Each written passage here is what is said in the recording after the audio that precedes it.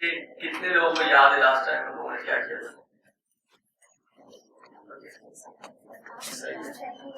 वाकई में याद है? याद है क्या किया था? मुझे सिर्फ ये बताओ, कितने लोगों ने अपनी प्रोफाइल के ऊपर काम करा है? यहाँ पर आने से पहले किसने काम करा है? इनके अलावा बताएं जिन लोगों ने काम करा है। ये तो बिल्कुल एंड वाले हैं कि अब यहाँ से जाते सही था। तो अब बाकी लोग, मतलब सब लोग की प्रोफाइल रेडी है? बाकी में सर बस प्रोफाइल बनाई थी है, और जो आपने काम किया था एक कवर लेटर लिखा था, प्रोफाइल बनानी थी फ्रीलांसर पे, और गिटहब की तो हमारी प्रोफाइल थी ऑलरेडी, और उसके अलावा जो हमारे पूरी लिंक्स थे जितने भी लाइव हमारे प्रोजेक्ट से वो आपको भेजते हैं। तो ये चारों काम हो गए। ओके, कितने लोगों को याद है ये वाले काम करने थे?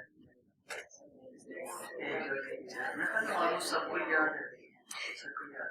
तो मतलब आप लोग की ईमेल्स चलती नहीं है या ईमेल फेल हो गई कि माइक्रोसॉफ्ट ने जो है स्पैम में डाल दी, या उनको टैग करो में? मेरे पास स्पैम्स बहुत आते हैं, मेरे पास डेली 100+ स्पैम्स आते हैं, मतलब 100 में कम बोल रहा हूँ। मैंने गलती एक बार ये करी थी, एक स्पैम ईमेल को मैंने रिप्लाई कर दिया था, उसके बाद 1-2 मैसेजेस के बाद मेरे पास अब डेली 200+ स्पैम्स आते हैं, इसके अंदर कभी कोई नाइजीरियन प्रिंस मेरे पास जो है ना अपनी जायदाद छोड़ के जा रहा होता है, कभी इंग्लैंड की कोई आंटी है जो कि जो है ना अपनी जायदाद होती है कैंसर से मर रही होती है। तो अब बात क्या रहती है स्पैम का, तो खैर कोई ऐसा मसला नहीं, मैं स्पैम्स भी चेक करता हूँ, मेरी ज्यादा ईमेल स्पैम्स नहीं आती। सेंड ना करने की वजह क्या है? क्योंकि मेरे पास अलोई कितनी स्ट्रेंथ है, आई गेस 50 नहीं है, 37-38 स्टूडेंट्स का मुझे बोला गया था, तो 37-38 में से सिर्फ गिनती है 3 लोग आए।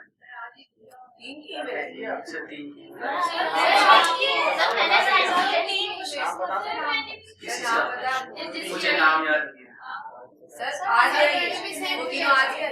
मैंने अभी 1 बजे तक तो मैंने चेक करा है।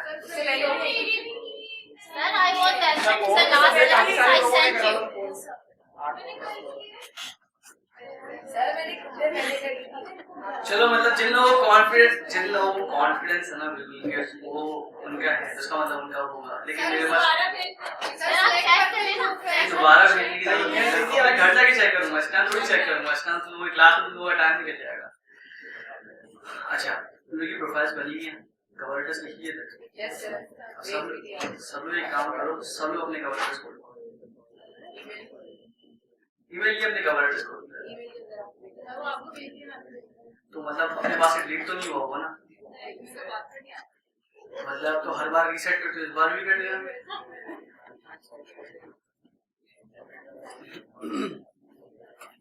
ओके, अब मुझे आप लोग ये बताओ लास्ट टाइम क्या पढ़ा था, एग्जैक्ट वो चीजें जो कि मैंने एक तरह से समझाने की कोशिश करी थी।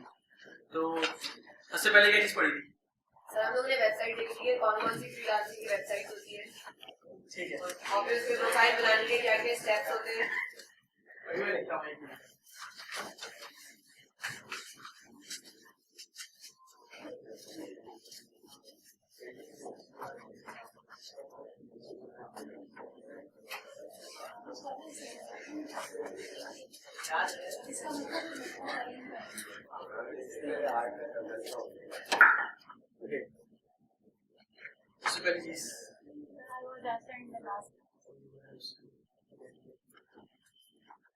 सबसे पहली चीज क्या हम लोग ये करते थे यूनिवर्सिटी में, पीछे बात ओके, कौन लोग एब्सेंट नहीं थे पिछली बार? मतलब कौन लोग एब्सेंट थे?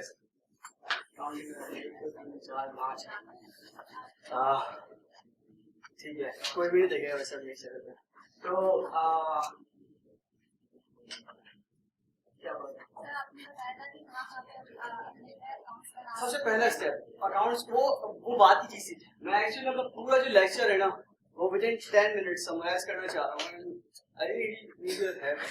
मुझे जो है ना याद नहीं है, ठीक है, मैं भूल गया, मैं फ्रीलांसिंग करना भूल गया। तो I just want to learn from you guys, क्योंकि अगर आप लोग मुझे अच्छी तरीके से समझा के तो मुझे लगेगा कि मैंने शायद कोशिश अपनी थोड़ी बहुत सही करी थी। तो सबसे पहले क्या किया था हम लोगों ने? आपने स्टूडेंट से पूछा था कि कौन कौन करता है फ्रीलांसिंग, तो आपने मतलब ये सजेस्ट किया है कि डायरेक्ट जो है स्टूडेंट को अपना पे नहीं जाना चाहिए, फ्रीलांसिंग से स्टार्ट करना चाहिए। बोर्ड के पर्सपेक्टिव से बात कर रहा हूँ, ओवरऑल पूरे के 3 घंटे लग जाएंगे। ठीक है, फ्रीलांसिंग के प्लेटफॉर्म्स क्या कहते हैं? अपर, फाइवर, कौन है फ्रीलांस वाला? ठीक है, फ्रीलांसर, ठीक है। कौन है सर? ठीक है, इसका क्या किया था?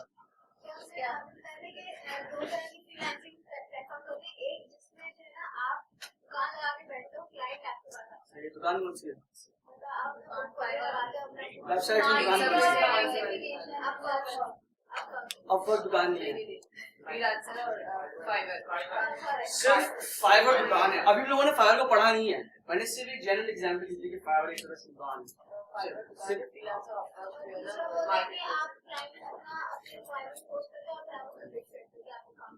ठीक है, अपवर्क के अंदर किस, अभी फिलहाल अपवर्क को लेकर चलते हैं, फ्रीलांसर भी छोड़ देते हैं। अपवर्क के अंदर किस तरह की जॉब्स होती हैं? जल्दी जल्दी 2 टाइप्स की जॉब्स हैं।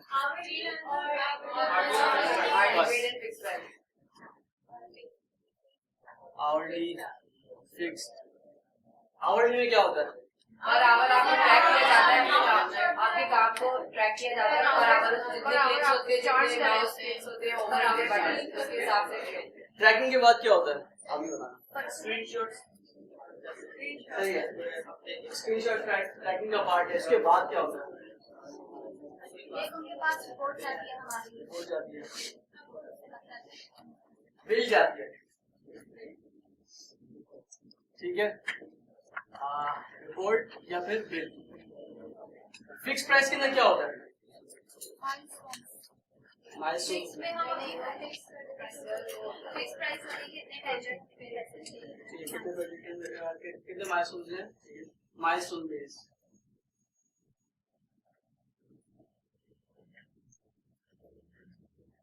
इसके बाद क्या होता है?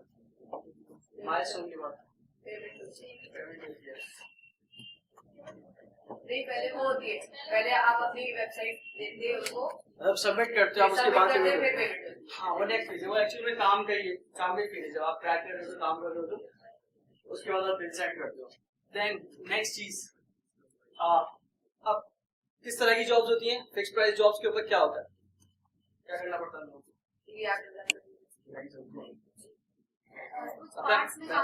मैं अपना क्वेश्चन रिपीट कर देता हूँ। फॉर एग्जाम्पल, अगर फिक्स प्राइस जॉब होगी, वो क्या करना पड़ेगा कि वो आप उसके ऊपर हायर हो जाओ, वो रिस्पॉन्स देना होगा, कन्वर्सेशन स्टार्ट करनी होगी क्लाइंट से, कैसे? क्लाइंट को कवर लेटर भेजना है, आप जॉब पे अप्लाई करोगे? जी, जॉब के लिए अप्लाई करिए कवर लेटर के साथ, कवर लेटर ठीक है, जिसको बिड करना है। सही है। जॉब एप्लीकेशन या फिर बिल्ड और इसे वो कनेक्ट करेक्ट दो आप जॉब नहीं बनाओ। जिन लोगों को पता है ना, जो लोगों को पता है बिल्ड कैसे होती है, बिल्ड के अंदर कनेक्ट कर चुके हैं। देन सेकंड पार्ट क्या लगता है उसमें?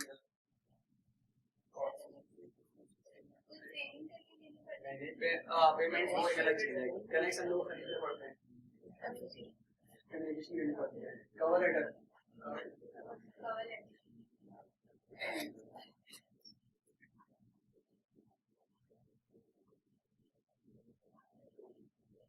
ठीक है, यही है ना जो मेन चीज है। बाकी उसका एक कवर लेटर किस तरीके से लिखना है, फिर उसके बाद मैंने आप लोगों को बोला था कवर लेटर किस तरीके से लिखते हैं, एंड देन वो सारी चीजें।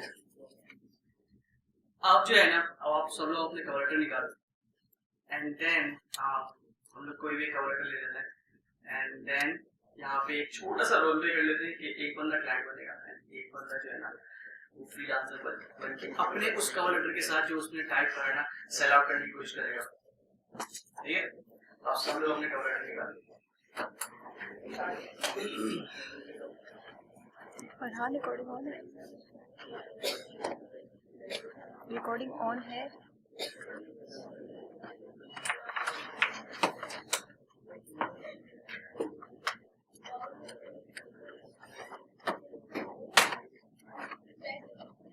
सर मैंने आपको 5 दिन पहले 24 अक्टूबर को लिखा। मेरे पास एक दो ईमेल शुरू में आएंगे।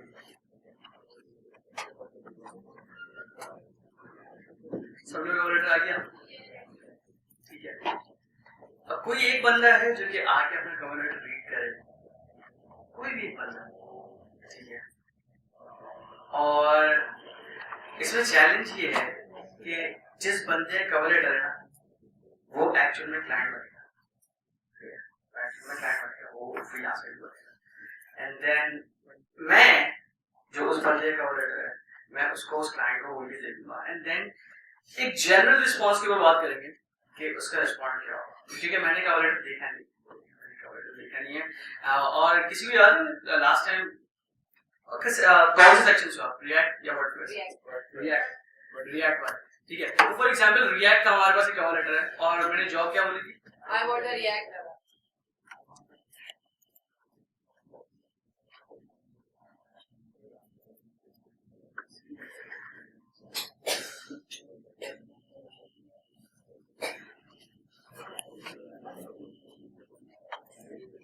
एंड देन अब मुझे कवर लेटर देखना पड़ेगा आपका। सर तो रीड अलाउड करूं या आप लिखो?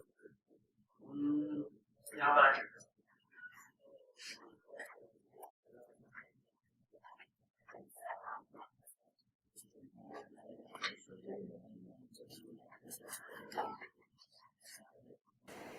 वेब लिंक तो नहीं है, लेकिन ये कंप्लीट के ऊपर ही है और है ही है। बस I will be happy to say help.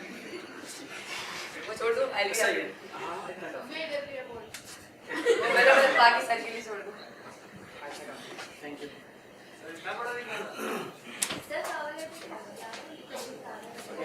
तो सबसे पहले आप लोग ये बताओ, आप लोगों को कवर लेटर कैसा लगता है? अपने पर्सपेक्टिव से बताओ कैसा, क्योंकि खुद लोग का भी ऐसा ही होगा। अच्छा लगता है, ठीक है। अच्छा लगता है, बुरा लगता है, नॉर्मल लगता है, क्लाइंट रिस्पॉन्ड कर देगा, क्या करेगा? सर क्लाइंट इतना बड़ा नहीं पड़ेगा, तो शॉर्ट डिस्क्रिप्शन में देना चाहिए। नहीं सर, पहले इंट्रोड्यूस कराना था अपने आप को।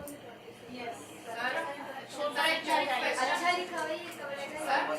ये साफ और मनमाइज तो पैराग्राफ में नहीं सर, शॉर्ट डिस्क्रिप्शन। एक टाइम पे एक बंदा बोले तो सबको नहीं सुन सकता एक साथ, कोई भी एक बंदा, ठीक है।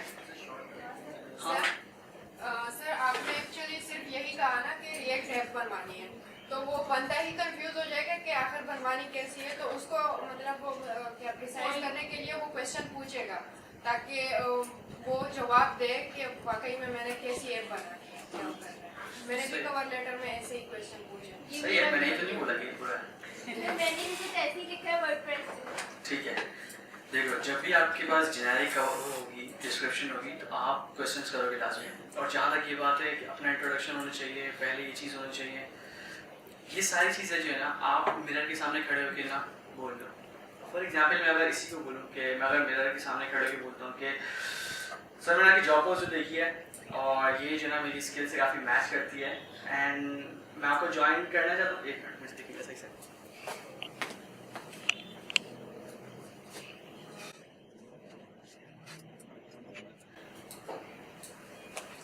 ठीक है, अगर मैं इसका रोल प्ले करूँ तो इसके अंदर ये होगा कि सर मैंने आपकी जॉब पोस्ट देखी है, रिएक्ट क्या आपको ऐप बनवानी है और ये मेरी क्वालिफिकेशन से काफ़ी मैच करता है, लेकिन मेरे पास कुछ क्वेश्चंस हैं जो कि क्वेश्चंस मैंने लिस्ट डाउन कर दिए हैं।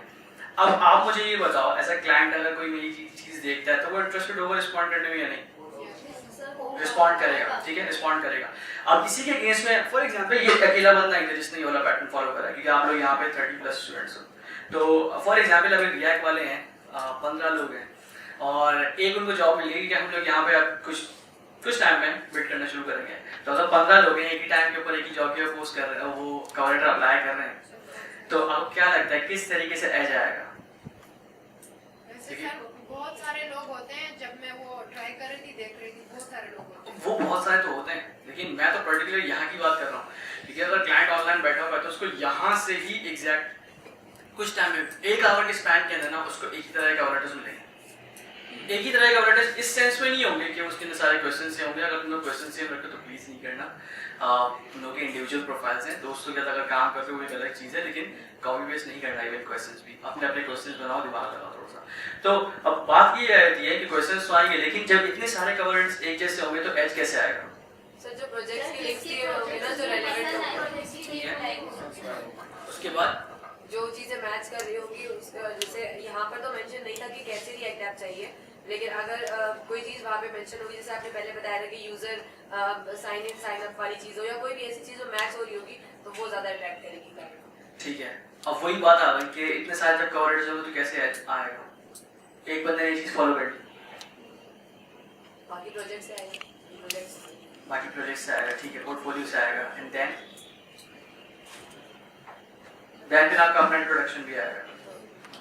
ये मैंने भी यही बताया था कि आप अपने आप पे फोकस तो करो, लेकिन बहुत कम, ज़्यादा नहीं, ठीक है। इस वाले कवर लेटर में बिल्कुल सही है। अगर मैं जेनेरिक की बात करूँ सही है कवर लेटर, इसमें थोड़ी सी जो चीज़ मिसिंग लग रही है वो आपका अपना इंट्रो है, क्योंकि आप क्लाइंट को बता तो रहे हो, ये सिर्फ क्वेश्चन कर रहे हो आप क्लाइंट से, लेकिन आप अपने बारे में नहीं बता रहे।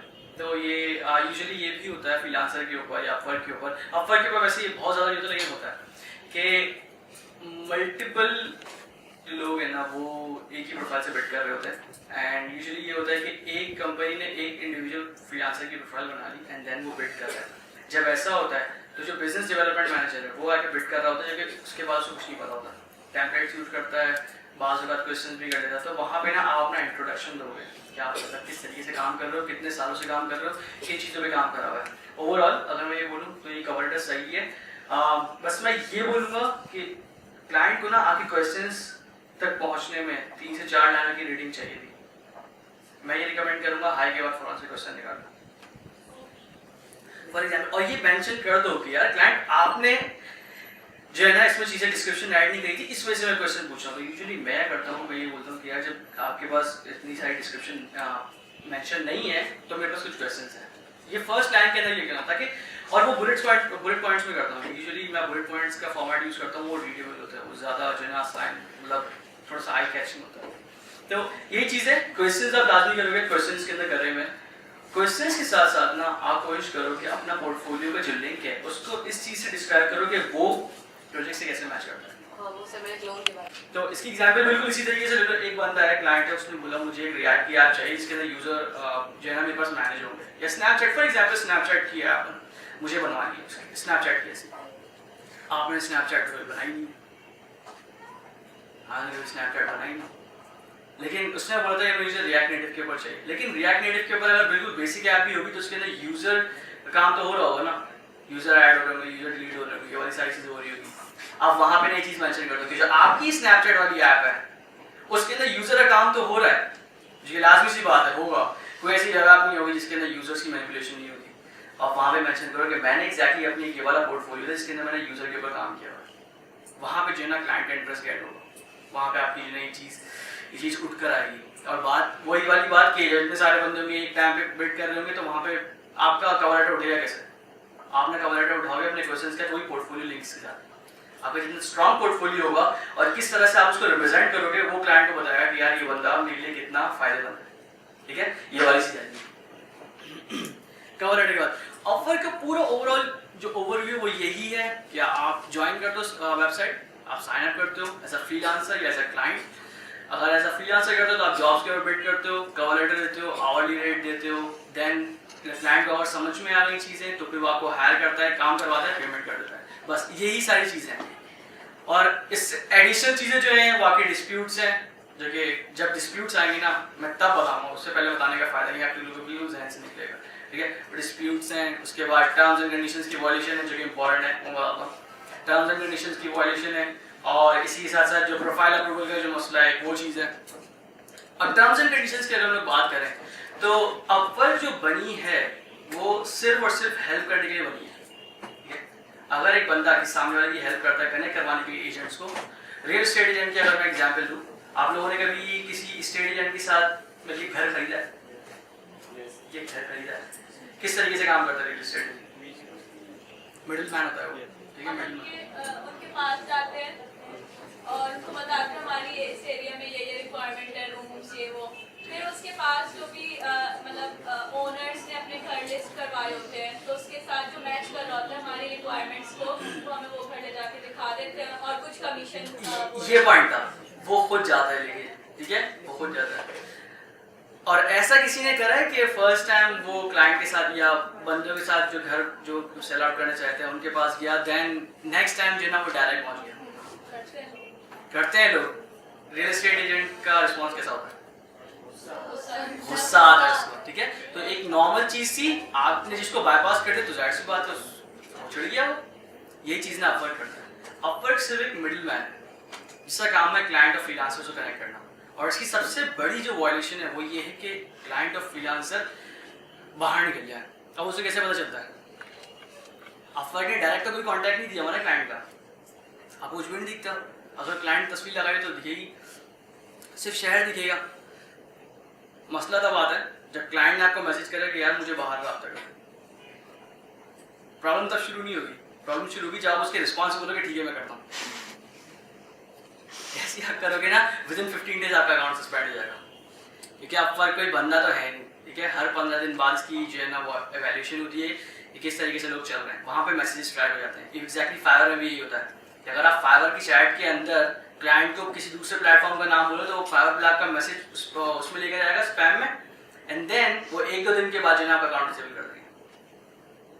लेकिन जो जुगाड़ी होते हैं वो ऐसा भी तो करते हैं। अब मुझे नहीं पता कि आप कितना मैं जुगाड़ी बता रहा हूँ, जुगाड़ी कैसे होता है। वर्ड डॉक्यूमेंट में सारा अपना मैसेज डिटेल्स वगैरह लिख के वो फिर हाँ ये करते हैं।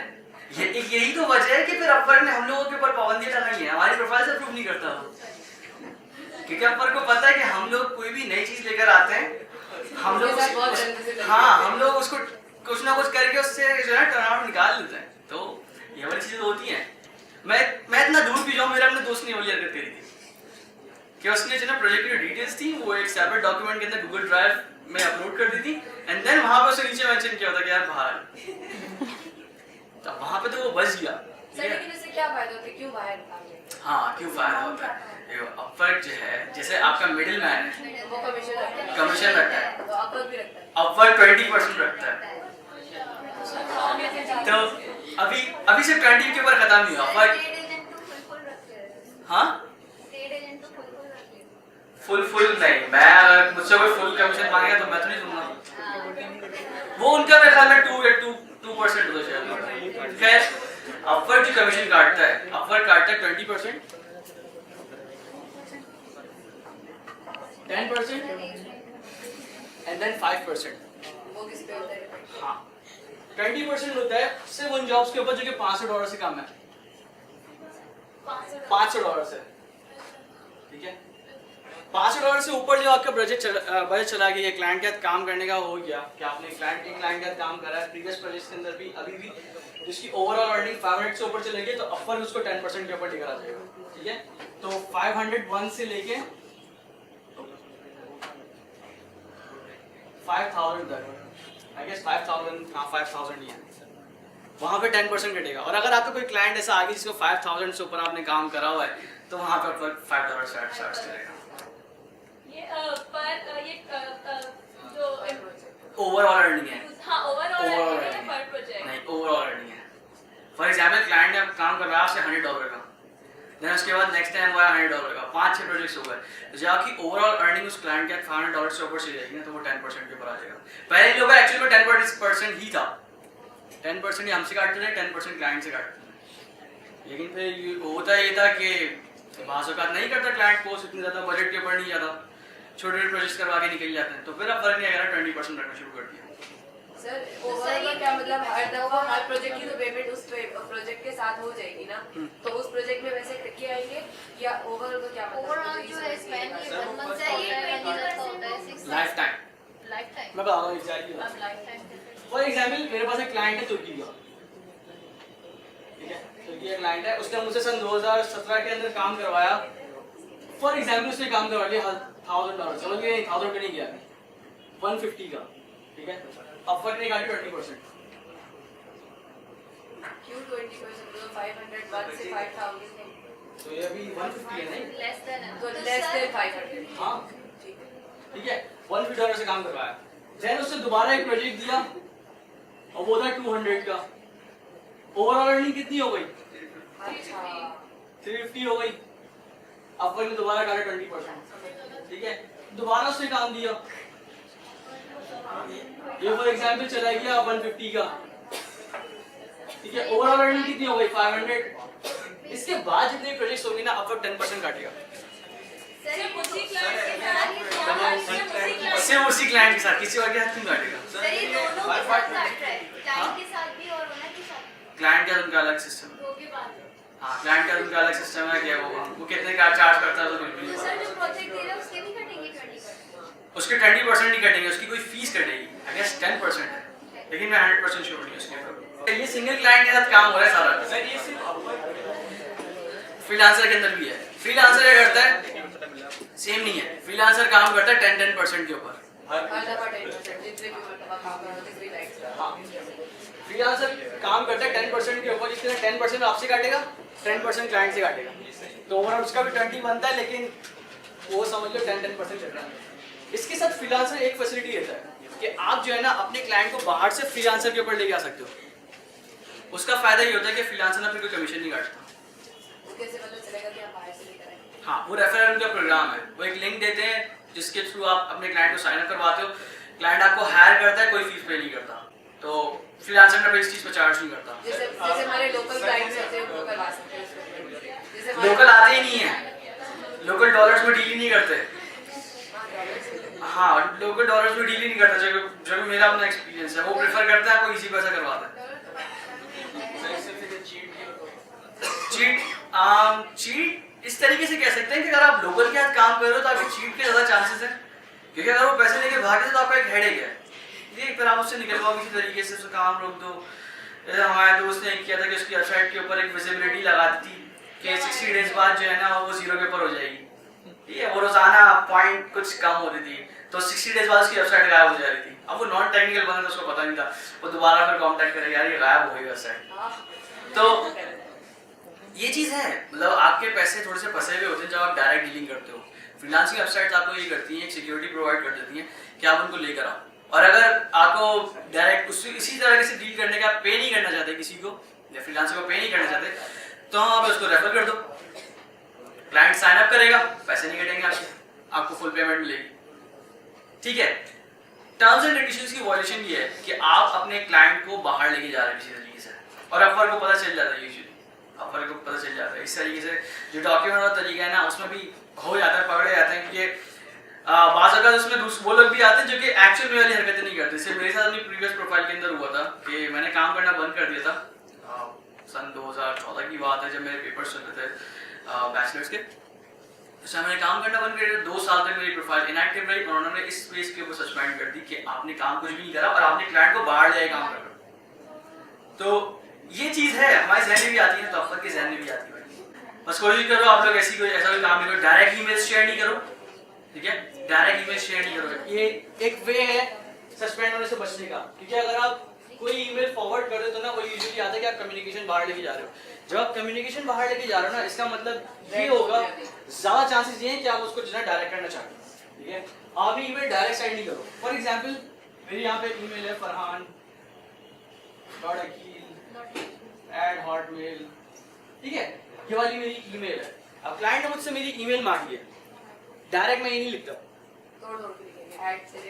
ठीक है, सेंटेंस होता है ना, सेंटेंस में ये पूरा एक वर्ड बन जाएगा, ये हर वर्ड को करता है, वैलिडेट करता है, ये एक वर्ड बन जाएगा। मैं करता हूँ डबल कोटेशन लिख के पहला वर्ड बीच में स्पेस दे दिया और डॉट, या फिर यहाँ पे लिख दिया डॉट, तो उसके बाद यहाँ पर लिख दिया बीच में स्पेस देके, उसके बाद @ एक स्पेस दे दिया, देन hotmail.com भी लगाऊंगा, ये .com भी लगाऊंगा।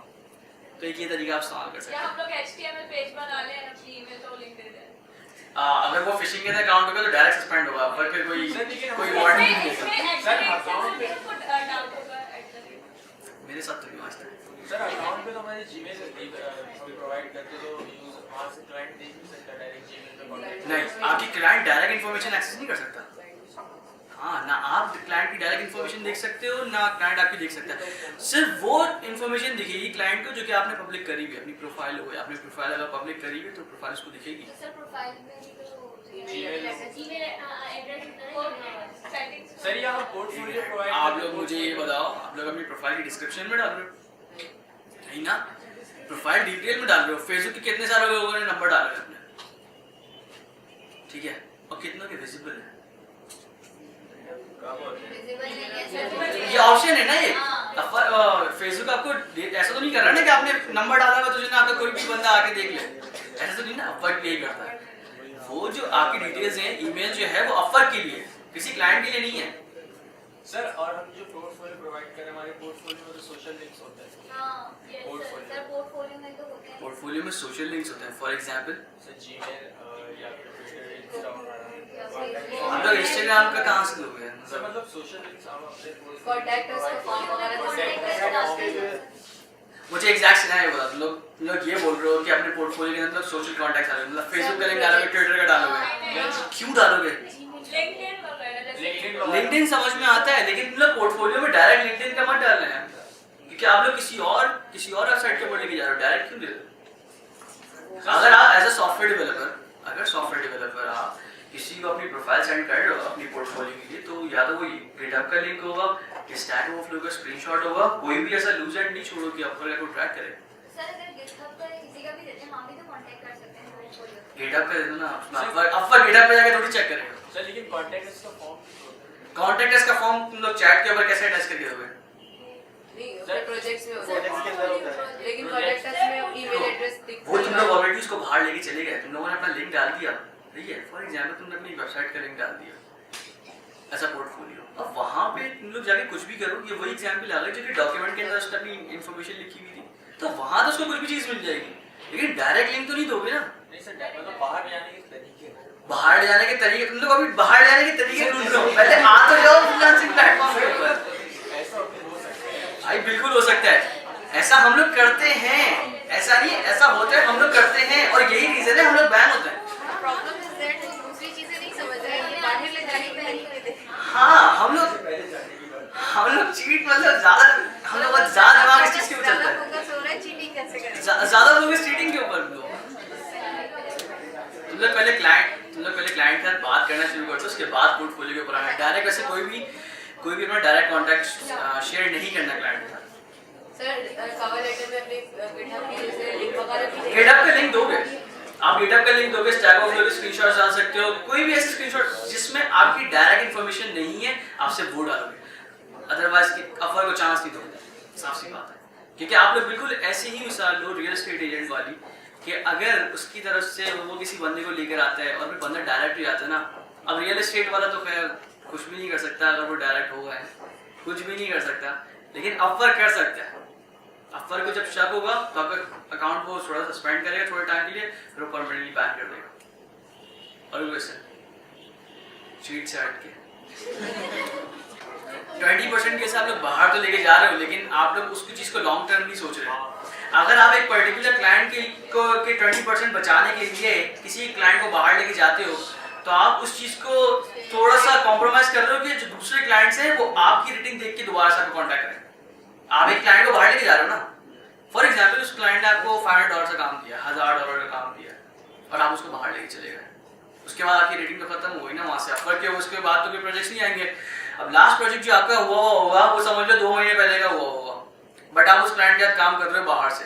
अब कोई नया बंदा आता है तो उसको तो ये लगेगा ना कि यार ये मतलब तो 2 महीने से फारिग बैठा है। नेक्स्ट क्लाइंट्स आप यूज कर रहे हैं, तो बजाय इसके कि उनको बाहर लेके जाओ, एक रीजन ये हो सकता है कि आप पर बहुत ज्यादा स्ट्रिक्ट होगे, लेकिन आप जितनी अपनी स्ट्रॉन्ग प्रोफाइल बनाओगे आपको उतने ही अच्छे इन्विटेशन आएंगे।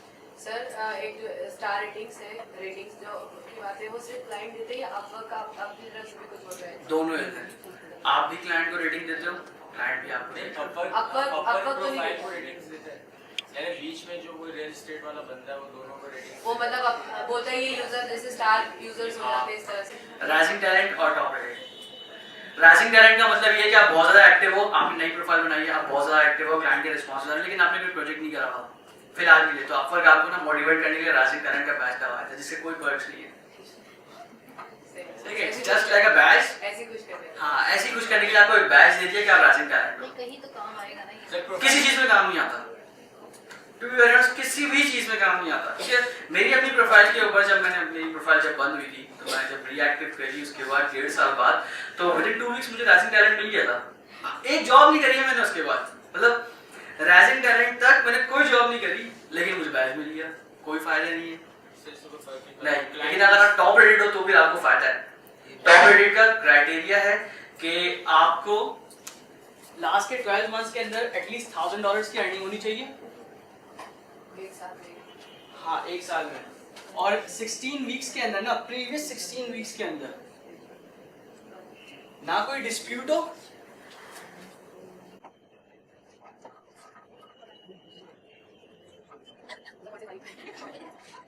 ठीक है वैसे बता देता हूँ, लास्ट के 16 वीक्स के अंदर ना ही कोई डिस्प्यूट हो, ना ही आपकी कोई सस्पेंशन हो, मतलब फर्क ने आपके पास नोटिस ले लिया था, ना ही कोई ऐसी चीज हो, और ना ही आपका कोई कॉन्ट्रैक्ट ऑन होल्ड हो। अब कॉन्ट्रैक्ट ऑन होल्ड करना बाज़ औक़ात आपके साथ भी मसला होता है और बाज़ औक़ात क्लाइंट के साथ भी होता है। हाँ, कुछ रीजंस क्लाइंट की वजह से भी हैं, जैसे फॉर एग्जांपल क्लाइंट के क्रेडिट कार्ड में पैसे खत्म हो गए, उसका जो करंट कॉन्ट्रैक्ट होगा ना वो होल्ड पे चले जाएगा, क्लोज नहीं होगा, वो होल्ड पे चले जाएगा, उसके बाद काम होना बंद हो जाएगा। तो अगर आपका ऑन होल्ड आ गया ना, या अगर कॉन्ट्रैक्ट सस्पेंड हो गया, ऑफर जो है ना फिर आपको जो टॉप रेटेड है उसके लिए कंसीडर नहीं करेगा। तो जो टॉप रेटेड एक मतलब कर देंगे तो हमेशा के लिए टॉप रेटेड रहेगा। नहीं, ये वाला जो क्राइटेरिया है ये आपको हमेशा रखना पड़ेगा। अगर आप इस चीज़ के ऊपर ढीले पड़ते हो या 16-20 के आपके साइकिल के अंदर कोई मसला आ जाता है, डिस्प्यूट हो जाता है, ओपन डिस्प्यूट है, ऑफर हटा देगा आपको टॉप रेटेड से। टॉप रेटेड के लिए 60 वीक्स तक पहले इस चीज को कंटिन्यूस रखना। हाँ, और जब आप टॉप रेटेड बन जाए तो उसके बाद कंटिन्यूसली रखना पड़ेगा। तो अब इसका फायदा क्या होता है टॉप रेटेड? हाँ, इसका फायदा ये है कि आपको चैट सपोर्ट मिल जाती है। चैट सपोर्ट बहुत फायदा है। सर अगर ऐसा होता है ना कि जैसे क्लाइंट का होल्ड पे चला जाएगा, क्लाइंट ने पेमेंट नहीं की, अगर क्लाइंट ने पेमेंट कर दी और उसने काम करके नहीं दिया तो क्लाइंट ने पेमेंट कर दी, उसने काम, वो क्लाइंट डिस्प्यूट फाइल करेगा, क्लाइंट डिस्प्यूट फाइल करेगा। फॉर एग्जांपल अगर आपके साथ कोई ऐसा सीन होता है कि आप किसी को पैसे देते हो मिडिल मैन को रखते हुए, जैसे फॉर एग्जांपल रियल एस्टेट वाले के अंदर सेल आउट कर दिया लेकिन घर में मसला था, तब आप मुझे ये बताओ जो सेल करने वाला है वो किसको पकड़ेगा? एजेंट को पकड़ेगा। इसी तरीके से जब क्लाइंट पैसे दे देगा और फ्रीलांसर काम नहीं करके देगा तो जो क्लाइंट है वो ऑफर के पास जाएगा, ऑफर नहीं बैन नहीं करेगा, ऐसे डायरेक्टली बैन नहीं करेगा। ऑफर कैसे पकड़ेगा? ऑफर ना आप उसको एक बुक खोल के देगा, तो देखो यार मेरे पास ये ऑप्शन है, ये कर लो। सबसे पहला ऑप्शन है डिस्प्यूट फाइल कर लो, दूसरा ऑप्शन है क्लाइंट फ्रीलांसर के आता मुकम्मल कर लो, किसी तरीके से आपस में सुलह कर लो। सबसे लास्ट चीज है डिस्प्यूट। क्लाइंट ने अगर डिस्प्यूट कर दिया ना तो फिर वो दोनों को जो है ना पैसे रख लेगा और दोनों के अकाउंट्स में एक तरीके से होल्ड पे आ जाएंगे, फिर अपवर्क जज बन जाएगा। उसके बाद ना दोनों बंदे प्रूफ्स प्रोवाइड करेंगे कि यार मैंने काम किया, मैंने नहीं करा, ये वाली चीज़ें हैं। और ये ऑटोमेटेड नहीं है, ये चैट के ऊपर चलती हैं चीज़ें सब। आप अपवर्क को प्रोवाइड कर दो कि यार मैंने काम करा हुआ है, इसको समझ नहीं आया, या इसने काम करके मैंने काम करे थे, इसने पैसे नहीं दिए। जो बंदा जीतता है ना वो कंटिन्यू रखता है, अदरवाइज दूसरे के अकाउंट स्पेंड करता है। तो सर अगर उससे फर्क नहीं पड़ता वो लेके भाग गया तो मतलब सर उसको सस्पेंड होने से फर्क नहीं पड़ता, वो भाग गया लेके पैसे देखो, अगर मैं इस चीज़ को कंसिडर करूँ कि मेरी अलग एक प्रोफाइल है जिसके ऊपर $2,000-3,000 की ऑलरेडी अर्निंग है, और मैं एक ऐसे क्लाइंट के साथ काम कर रहा हूँ जिसका $500 का प्रोजेक्ट है और वो मेरे साथ डिस्प्यूट फाइल करता है ना, तो मैं कम से कम इतना दिमाग नहीं चलाऊंगा कि मैं उसके पैसे लेके बाजूं। सर करते हैं ना लोग ऐसा। तो अगर मुझे नहीं लगता कि लोग करते होंगे, क्योंकि एक बंदा जिसकी प्रोफाइल पे ऊपर ऑलरेडी 3 लाख 4 लाख रुपए की अर्निंग पड़ी हुई है, वो अपने 50,000 रुपए के लिए अपनी इतनी बड़ी प्रोफाइल को दाव पे नहीं लगाएगा, क्योंकि जाहिर सी बात है वो बंदा आखिरी बंदा तो नहीं होगा ना क्लाइंट। सर जो प्रोफाइल पे जो भी अर्निंग है तो वो वहाँ पर होने का क्या फायदा होता है और कैसे फायदा होता है? हाँ, कैसे फायदा होता है, कैसे फायदा नहीं होता, नजर लगती है। टीका लगा देंगे। हाँ, टीका नहीं, टीके का नहीं सोचना, अपर प्रोफाइल टीके का मत सोचना, वैसे इतना बाहर सकता है लेकिन टीका उससे मत सोचना। देखो टॉप रेटेड या अर्निंग देखने का फायदा सिर्फ ये होता है कि जो दूसरे क्लाइंट्स हैं वो बाज़ औक़ात ये सर्च करते हैं कि जो पर्सन है वो लॉन्ग टर्म प्रोजेक्ट करने के काबिल है भी या नहीं। अच्छा, उन्हें ये चीज़ दिखती है। हाँ, उन्हें चीज़ दिखती है, क्योंकि जाहिर सी बात है अगर कोई बड़ा प्रोजेक्ट है इसका मतलब है उसके ऊपर बंदे के ऊपर ज़्यादा रिस्पॉन्सिबिलिटी आई है। मैं किसी को जज नहीं कर सकता ना, अगर किसी ने सिर्फ 50,000 काम करा है, मुझे कैसे पता चलेगा ये लॉन्ग टर्म के लिए बंदा है भी या नहीं, अवेलेबल है भी या नहीं। लेकिन अगर मुझे कोई दिख रहा है बंदा जिसने एक ही प्रोजेक्ट के ऊपर 1000 आवर्स कंप्लीट करे हुए हैं, इसका मतलब कि वो कंसिस्टेंट है, वो बंदा रिलायबल है, उसके ऊपर आप ट्रस्ट कर सकते हो इन चीज़ों से। तो ये इस चीज़ का फायदा होता है। अर्निंग्स दिखने से जितनी ज़्यादा अर्निंग होगी ना, क्लाइंट को लगेगा कि हाँ यार, जो मुझसे पहले जो बंदा जो बेवकूफ़ बनने आया था उसने अपना काम करवाया, वो बेवकूफ़ नहीं बना, तो उसको हायर कर सकते हैं। ठीक है। और टॉप रेटेड होने का क्या फायदा? हाँ, टॉप रेट होने का फायदा ये कि आपको अर्निंग्स छुपाने का मौका मिलता है। हाँ सीरियसली, अगर आप वैसे अपवर्क की प्रोफाइल करते हो तो आपकी अर्निंग्स दिख रही होंगी, सबको दिखेंगी।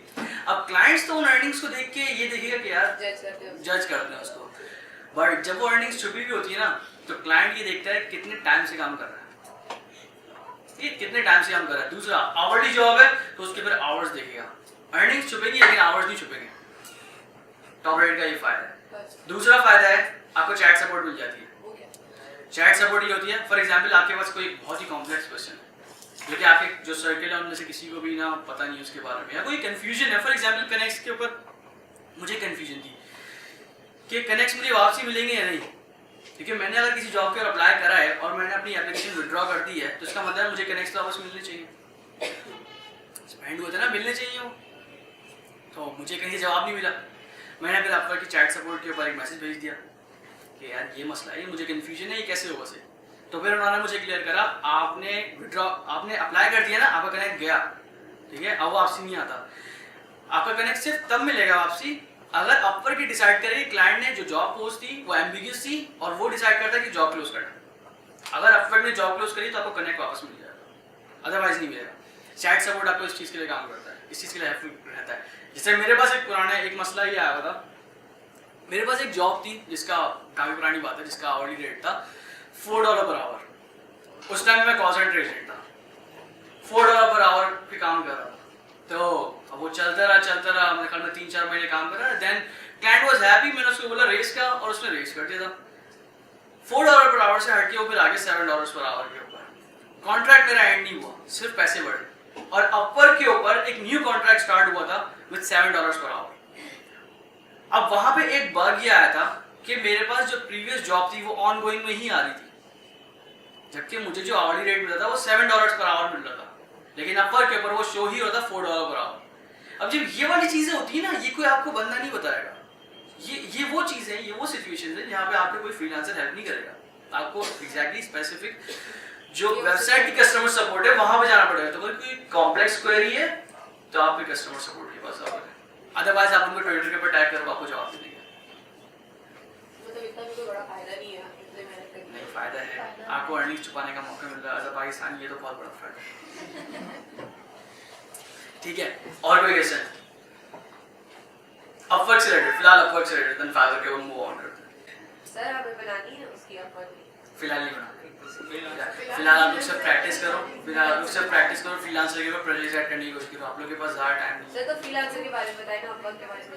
अभी सेम चीज़ें जो कि फ्रीलांसर के ऊपर फॉलो होती है, सिंपल लाइक वर्ड्स के साथ, एग्जैक्टली सेम प्रोसेस और कोई चेंज नहीं। टर्म्स एंड कंडीशन वगैरह सेम। देखो, जिस तरीके से एक रियल एस्टेट काम करता है ना एजेंट, उसी तरीके से दूसरा रियल एस्टेट एजेंट काम करता है। हर किसी के अपने टर्म्स एंड कंडीशंस हैं, सेम वे में काम करते हैं। यही वजह मैंने फाइवर भी स्टार्ट नहीं करी है। फाइवर अब स्टार्ट कर रहा हूँ जब आप लोगों के चीट क्वेश्चंस कम हो जाए। तो सर फ्रीलांसर स्टार्ट करें क्योंकि हम अकाउंट्स बना चुके हैं ना। अकाउंट बना लिया, बना चुके हैं, कवर लेटर बना लिया। एक काम आप लोग ये करना, ठीक है, कि ये फ्रीलांसर के ऊपर कोई ऐसी चीज़ नहीं है, मतलब कोई ऐसी एक्स्ट्रा चीज़ नहीं है जो कि वो मुझे आप लोग ना 1-2 जॉब्स के ऊपर बिड करके दिखाना। सर डिस्क्रिप्शन नहीं लिखी, तो डिस्क्रिप्शन आपका कवर लेटर है। अच्छा वही कवर लेटर।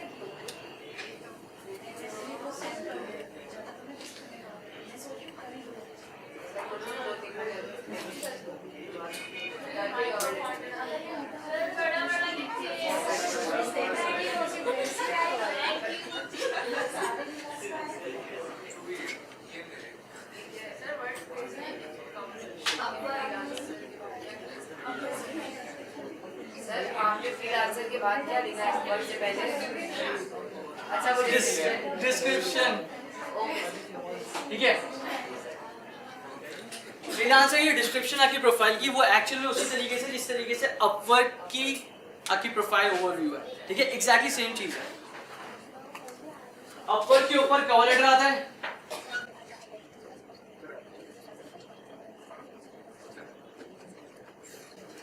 फ्रीलांसर का भी कवर लेटर आता है, एग्जैक्टली सेम चीजें हैं, इसमें कोई फर्क नहीं है, कोई हायरार्की में फर्क नहीं है, बिल्कुल सेम तरीके से काम करते हैं। स्टार्ट में आप लोग काम करो सिर्फ फिक्स प्राइस जॉब्स के ऊपर, आवर्ली के ऊपर मत जाना, किसी भी तरह की अलग जॉब पे मत जाना, सिर्फ फिक्स प्राइस के ऊपर जाओ। फ्रीलांसर में कॉन्टेस्ट भी होते हैं, तो वो किस तरह से काम करते हैं? हाँ, कॉन्टेस्ट इस तरीके से काम करता है कि एक ओपन कोई टूर्नामेंट करवा दिया किसी क्लाइंट ने, और क्लाइंट ने बोला कि ये वाला जो टूर्नामेंट है ना, इसके अंदर मुझे फ्री का काम करवाना है, उसका रिवॉर्ड ये होगा।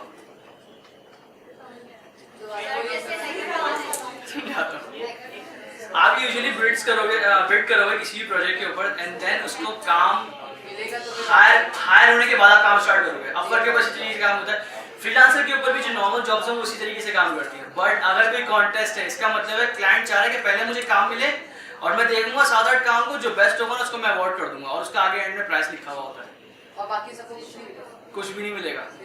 तो फ्रीलांसर के जो कॉन्टेस्ट है वो एक्चुअल में एक से वे है फ्री का काम करवाने के लिए। हाँ, और यूजुअली बजट भी कम होता है, क्योंकि आप नॉर्मल प्रोजेक्ट के ऊपर निगोशिएट कर सकते हो चीज़ों के अंदर कि आप बजट बढ़ाओ इस चीज़ का कि इतना कम कर लो, थोड़ा सा आगे पीछे। कॉन्टेस्ट में ऐसा नहीं होता, कॉन्टेस्ट में एक फिक्स प्राइस होता है, फिक्स अमाउंट होती है जो कि आपको कंप्लीट होने के बाद मिलेगी अगर क्लाइंट को पसंद आई हो। वरना आपने फ्री में अपना सिर्फ पोर्टफोलियो बना लिया, वो आपके काम आएगा। हाँ, वो सिर्फ आपके काम आएगा, नेक्स्ट टाइम के लिए वो उसमें आपको कुछ मिलेगा नहीं।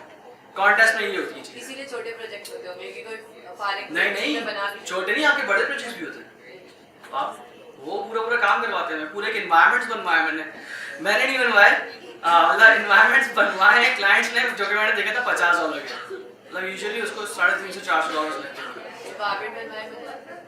मतलब गेम के इन्वायरमेंट्स जो कि थोड़ा टाइम कंज्यूमिंग होता है, $300-400 से काम होता है, और वो $50 के कॉन्टेस्ट के अंदर उन्हें बनवाए थे, और मैंने उसकी एंट्रीज देखी थी, वो बिल्कुल फारिग थी किसी काम की, तो वो कॉन्टेस्ट बिल्कुल ज़ाया हो गया था।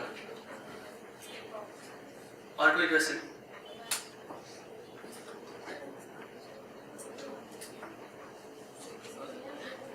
ये कोई क्वेश्चन नहीं पूछा, मुझे आवाज किस चीज की आ रही है? ये अपवर्क में भी कितनी थी? नहीं, अपवर्क में कितनी है, मैं आ रहा हूँ इसके ऊपर। सर आप पूछ लेते हैं।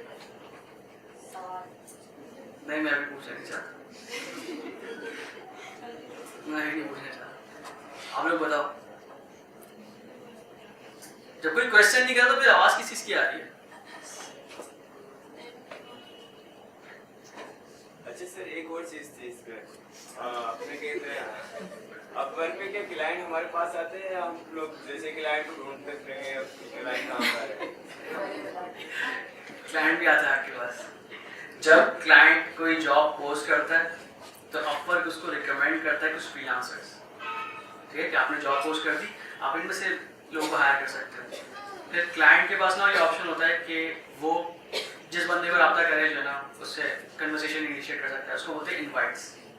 अपवर्क के ऊपर इनवाइट्स आते हैं, तो वो किनको रिकमेंड करते हैं? वो उनको रिकमेंड करता है, लेकिन यूजुअली हाँ टॉप रेटेड को ज़्यादातर करता है, ठीक है। बाकी फ्रीलांसर के बाद अपने ऑप्शन भी होता है कि जैसी रिकमेंडेशन की लिस्ट आई तो वो रैंक करता है अपवर्क अपने हिसाब से। उसके बाद रैंकिंग के अंदर नीचे जितने भी फ्रीलांसर्स होंगे ना, क्लाइंट के पास ये ऑप्शन है कि वो किसी से भी रब्ता शुरू कर सकता है, मतलब बात करेंगे यार करना चाहते हैं नहीं करना चाहते। बाकी हम भी उस पे जॉब पोस्ट पे कर सकते हैं, वेट कर सकते हैं। हाँ, वेट कर सकते हैं। और दूसरा कुछ नहीं, ये था सर कि एक होता है कि क्लाइंट होता है वो किसी डॉलर पूछ के काम करता है कि मेरा एक काम है और वो आपने कितने डॉलर पे करना है। हाँ, होता है। तो ये है कि कुछ बोल रहे होते हैं मैं ये वाला काम कम डॉलर पे करके दूंगा, कि वो ऐसा ये मैंने लास्ट क्लास में बताया था यार, देखो तुम्हारे पास $5 वाले भी होंगे, ठीक है, $5 वाले भी होंगे, लेकिन ये तुम पे डिपेंड करता है कि तुम उसको किस तरीके से टैकल करते हो, और तुम सिर्फ तब अच्छी तरीके से टैकल कर सकते हो तुम्हारी प्रोफाइल स्ट्रांग है, पोर्टफोलियो स्ट्रांग है, सही है। और दोनों स्ट्रांग और कम पैसों से फिर भी आरोपी नहीं कर सकता वो बंदा, क्योंकि अगर आपका पोर्टफोलियो ऑलरेडी स्ट्रांग है तो उसका मतलब आपने टाइम गुजारा है अपनी चीजों के ऊपर, आपको पता है ये काम कम में नहीं होगा। फर्स्ट स्टेक होता है ना, बंदा कम में करता है, मैंने सुना था पहले स्लो अगर आपका पोर्टफोलियो स्ट्रांग है ना, तो मैंने खुद ने पर्सनली अपने स्टार्ट में अच्छी जॉब्स करिए। छोड़ दो। सर हम अपना अपवर्क आपकी प्रोफाइल पर मैंने तो सर आप तो कर सकते हैं हमें अपवर्क नहीं हाँ हाई रेटेड भी है तो वो हाइट नहीं होगी। सर हमारे जहन में पिक्चर मिल जाएगी अपवर्क कैसा है इसमें ऐसे। ठीक है, तो एक काम करना एक तरीका है, तुम लोग मुझे अपना कवर लेटर और प्रोफाइल लिंक सेंड करो प्रॉपर, मैं सेंड कर दूँ, लेकिन तरीके होना चाहिए। पर बात तो वही होगी ना सर, आप जो सेंड करेंगे आप उनको सेंड करेंगे और बाकी जिन्होंने सेंड नहीं किया होगा वो क्या करेंगे? फायदा क्या है जब अपनी चीजों के ऊपर काम नहीं करते, जब अपनी चीजों के ऊपर काम नहीं करते तो कोई फायदा क्या हमको एक प्रॉपर तरीके से लेके जाने का। सर हम प्रोफाइल लिंक आपको सर आप भेज दीजिए मेरे भैया। आप फ्रीलांसर का लिंक भेज दो, ठीक है, आप मुझे फ्रीलांसर का लिंक भेज दो, कोई प्रॉब्लम नहीं है, लेकिन तरीके का होना चाहिए। अगर किसी को रिस्पांस नहीं आता उसका तो समझ लेना कि थोड़ा सा मिस्टेक है। हाँ मैं रिस्पॉन्ड जरूर करूंगा, मैं चीज़ें पॉइंट आउट करूंगा, अगर ज़्यादा चीज़ें पॉइंट आउट हुई तो उसका मतलब प्रोफाइल लिंक नहीं मिलेगी, अदरवाइज मैं सेंड कर दूँ, कोई ऐसा मसला नहीं है। क्लाइंट्स को देखते हुए वो क्या है तो हमारे प्रोफाइल में क्या होना चाहिए? लास्ट क्लास में सब पता है कि क्या डिस्क्रिप्शन वगैरह बस यही आपकी डिस्क्रिप्शन होनी चाहिए, ठीक है, आपकी पोर्टफोलियो होनी चाहिए, स्किल्स होनी चाहिए, ये 3 चीज़ें कर लो। पोर्टफोलियो तो थंबनेल डालोगे, ठीक है, आप जब पोर्टफोलियो ऐड करोगे ना तो फ्रीलांसर आपसे पूछेगा कि आपको ये पोर्टफोलियो किस चीज़ का डालना है, यूट्यूब वीडियो है, थंबनेल है, कोई प्रोजेक्ट का लिंक है, ये वाली चीज़ है, आप वो बस सेटअप करो और वो सेंड कर देना, ठीक है। देन कोई क्वेश्चन नहीं है। अब आप ये चीज देखो अपवर्क किस तरीके से काम करता है कि अपवर्क एक मार्केट प्लेस है जहां पे क्लाइंट जॉब पोस्ट करेगा, आप जो है ना बिड करोगे, ठीक है, इसी तरीके से काम होगा। फ्रीलांसर भी बिल्कुल सेम है, क्लाइंट जॉब पोस्ट करेगा, किस तरह की जॉब पोस्ट करेगा, किस तरीके से आगे लेके चले वो उसके क्लाइंट का अपना आइडिया है, आपका नहीं है। क्लाइंट का काम है जॉब पोस्ट करना और आपका काम है बिड करना। ये अपवर्क और फाइवर का उसका है फ्रीलांसर का, ठीक है, अपवर्क फ्रीलांसर गुरु ये वाले इस तरीके से काम करते हैं। फाइवर जो है वो एक तरीके से शॉप है, ठीक है, वो आपकी पर्सनल शॉप है, किस तरीके से आप उसको रिप्रेजेंट करते हो, किस तरीके से क्लाइंट फिर आपके पास आएगा। ये क्लाइंट जॉब पोस्ट नहीं करेगा, वो उसका एक सेपरेट पार्ट है, बाय रिक्वेस्ट, वो बहुत ज्यादा पुराना नहीं है। लेकिन फाइवर का जो कोर मैकेनिक्स है वो इस तरीके से काम करता है कि एक ऐसी मार्केट प्लेस है जहां पे हर फ्रीलांसर ने अपनी एक शॉप खोल के रखी हुई है, जहां पे वही कुछ प्रोडक्ट्स ऐड करता है कि यार मैं ये वाला प्रोडक्ट कितने में सेल करूंगा। अब यहाँ पे ना एक बड़ा क्वेश्चन आता है कि आपने किस तरीके से ना शॉप को चमकाओ। किसी की दुकान है यहाँ पे, कोई ऐसा बंदा है जिसकी दुकान हो? कोई भी नहीं है। नहीं फाइवर पे नहीं, यूजुअली घर में कोई अगर किसी की दुकान है, किसी भी चीज की, मैं जरूरी पूछ रहा हूँ किस चीज की दुकान है, कराची में, पाकिस्तान में, किसी की भी, किसी की है, किस चीज की दुकान है? अब ये बोलोगे नहीं कुछ। हाँ मैं एग्जांपल रिलेट करना चाह रहा हूँ। ज्वेलरी का बिजनेस है तो ठीक है। Jewellery shop. ज्वेलरी के बिजनेस है, हम लोग ज्वेलरी के बिजनेस के ऊपर आए थे थोड़ा सा। अगर किसी बंदे की ज्वेलरी शॉप है, ठीक है, आप लोग रास्ते करना आपके अपने तो किसी बंदे की ज्वेलरी की शॉप है, ठीक है, सबसे इंपॉर्टेंट चीज ना वो उसकी प्रेजेंटेशन है। अब अगर कोई बंदा एक ज्वेलरी की शॉप खोल रहा है और उसने अपने पास ना सिर्फ एक सेट रखा हुआ है,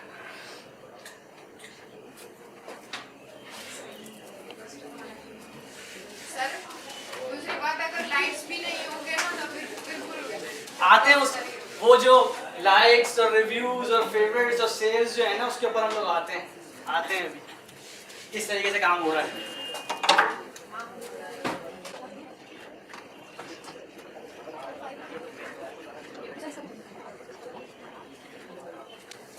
ठीक है, फाइवर एक मार्केट है जिसके अंदर अलग अलग फ्रीलांसर थे। फ्रीलांसर नंबर 1 है ये, उसके बाद ये फ्रीलांसर नंबर 2 हो गया, फिर फ्रीलांसर नंबर 3 हो गया, अलग अलग फ्रीलांसर्स हैं यहाँ पे। अब अलग अलग फ्रीलांसर्स का मतलब ये है कि हर किसी ने अपनी एक शॉप बनाई हुई है, ठीक है, हर किसी ने अपनी शॉप बनाई किसी, और हम लोग फिलहाल एक काम करते हैं, किसी भी कैटेगरी को ले लेते हैं, रिएक्ट को ले लेते हैं, ठीक है, हम लोग रिएक्ट को ले लेते हैं, लेकिन इन जनरल हमें अभी भी एक मार्केट प्लेस के ऊपर है जहाँ पे लोगों ने शॉप्स बनाई हुई है।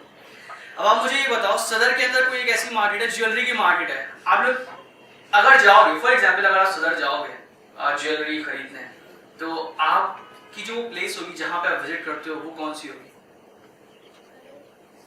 इन जनरल पूछ रहा हूँ, वो कौन सी प्लेस होगी जहाँ पे आप जाओगे, किस शॉप के ऊपर आप जाओगे?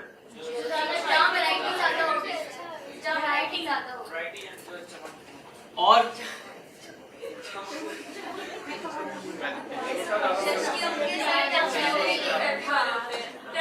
ट्रस्ट करके जो होगा, जो बेचेगा, जो भी होता है। और जिसकी डिमांड ज्यादा होगी, फेमस इसका मतलब ट्रस्ट है। रैंक ज्यादा होगी। ये तुम लोग अपने उससे बात करो, इन जनरल तुम लोग किसके पास जाओगे? ट्रस्ट, लेकिन ट्रस्ट तब तक नहीं पता चलेगा तुम दुकान वाले के पास या कोई जानने वाला नहीं। फैमिली ज्वेलर्स भी तो होते हैं। सही है यार, वही हो गया ना। सर ये भी तो है जो कम अमाउंट में ज्यादा प्राइसेस का काम रहेगा। कम अमाउंट में ज्यादा अच्छा। और अगर मैं देखूँ ना, मैं किसी एक ऐसे बाजार में जहाँ पे सारी शॉप्स हैं ज्वेलरी की, तो मैं जो है ना सिर्फ उसमें जाऊँगा जहाँ पे मुझे ज़्यादा वैरायटीज दिखें, ज़्यादा अच्छी तरीके से रिप्रेजेंट होती हुई चीज़ें दिखें। अब वहाँ पे एक बंदा बैठा हुआ है मार्केट के अंदर जिसने एक सेट लगाया हुआ है एक पूरी शॉप के अंदर, बीच में एक टेबल के ऊपर एक सेट लगा के बैठा हुआ है, जो भी मतलब कैसा सेट है वो छोड़ दो, और छोटा सेट है, ठीक है, उसने एक छोटा सेट लगा दिया। आप लोगों में से कितने लोग हैं जो कि उसके पास जाएंगे? सही है, चलो पूछते चलेगा कितना। सही है, एक बंदा पूछने जाएगा, यहाँ पे भी 40 लोग हैं, फॉर एग्जांपल 40 लोग हैं, एक बंदा जाएगा, अभी जाओगे, ठीक है, 2 बंदे जाएंगे। सर लड़ाई हो जाएगी ना सर। किस चीज की लड़ाई? एक ही सेट है, दोनों की लड़ाई हो बहुत सारे लोग आएंगे तो ये लोग सब पूछने जाने, खरीदेंगे कोई भी नहीं। हाँ, ये पूछने जाए एक क्यों है? देखने जाएंगे ना कोई। अच्छा सही है, चलो देखने चलेगा कि एक है यार, हो सकता है कोई हीरे का सेट हो। ये ऑप्टिमिस्ट होके सोच रहे हैं हम लोग। वैसे आप लोगों इन जनरल कितने लोग जाएंगे? कोई बंदा इतना ऑप्टिमिस्टिक भी नहीं है, कोई बंदा इतना फारिग भी नहीं है, तो कितने लोग जाएंगे? अब आप मुझे ये बताओ, अगर मैं वैरायटी को फाइवर से रिलेट करूं तो हमारे पास नंबर ऑफ गिग्स हो जाएंगी?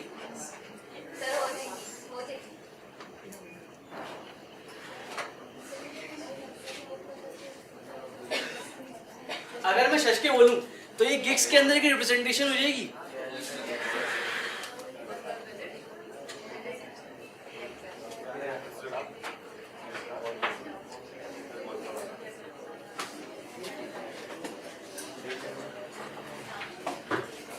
ट्रस्ट आप लोगों को सिर्फ तब आएगा जब आपके पास ऑलरेडी रिव्यूज हों, ठीक है, और अगर एक फेक रिव्यू होता है या 2 फेक रिव्यू होता है तो कोई फायदा नहीं होता, ठीक है, उसका फिर ट्रस्ट बिल्डअप नहीं होता।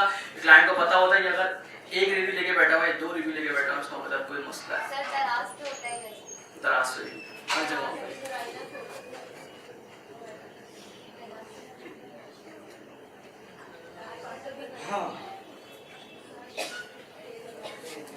हाँ, मुझे ये बताओ, क्या ये सारी चीजें एक नॉर्मल मार्केट प्लेस से रिलेट कर रही हैं? और नॉर्मल मार्केट प्लेस फाइवर से रिलेट कर रही है? हम लोगों ने नंबर ऑफ गिग्स देख ली कि एक बंदे के पास अगर ज्यादा गिग्स हो उसके ज्यादा चांसेस होते हैं ऊपर आने के। अब नॉर्मल मार्केट के अंदर ऐसा नहीं होता कि कोई एक मार्केट जो है वो किसी शॉप को प्रमोट करे, ठीक है, ऐसा यूजुअली होता नहीं है अनलेस वो शॉप का ऑनर उस मार्केट का ऑनर हो। लेकिन फाइवर के ऊपर ऐसा होता है कि उसको प्रमोट करें बेस्ड ऑन दीस थिंग्स, कि आपके पास जितनी ज्यादा गिग्स होंगी उसकी किस तरह की रिप्रेजेंटेशन होगी, आगे कितने रिव्यूज हैं और आपका रेट क्या चल रहा है, उसके हिसाब से ना फाइवर खुद आपको प्रमोट करेगा। इससे रिलेटेड ना हमारे पास एक सबसे बड़ा मिसकंसेप्शन आता है फेक रिव्यूज का। ये हमारे पास फेक रिव्यूज हैं, मार्केट में अवेलेबल हैं, लेकिन हम लोग जाते भी हैं, हम लोग फेक रिव्यूज करने चले गए। अब एक बंदा है फॉर एग्जांपल, उसके पास इतनी बड़ी दुकान थी,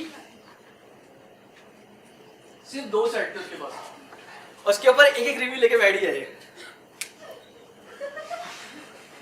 सदर की मार्केट है जहां पे लोगों ने 100 से ऊपर सेट रखे हुए हैं एक शॉप के अंदर, वहां पे एक बंदे से 2 2 सेट रख के उसके ऊपर एक रिव्यू चिपका के जो है ना वो ये सोच रहा है कि उसको आगे क्लाइंट्स मिलेंगे नहीं मिलेंगे नहीं मिलेंगे। हम पाकिस्तानी में सबसे बड़ा मसला यही है, हम पाकिस्तानी में सबसे बड़ा मसला यही है कि हम लोग चीज़ों के ऊपर काम नहीं करते, हम लोग चीज़ों को सही तरीके से रिप्रेजेंट नहीं करते एंड देन आगे प्लेटफॉर्म को ब्लेम कर रखते हैं। इसमें बैन भी होने के चांस होते हैं ना, फेक बैन वाली चीज़ों पे आते हैं, उसमें है वो जिस तरीके से मार्केट के अंदर आप कोई काम करो ऐसा जो कि उनकी पॉलिसीज के अगेंस्ट है तो मार्केट भी आपको जो है बैन कर देगी।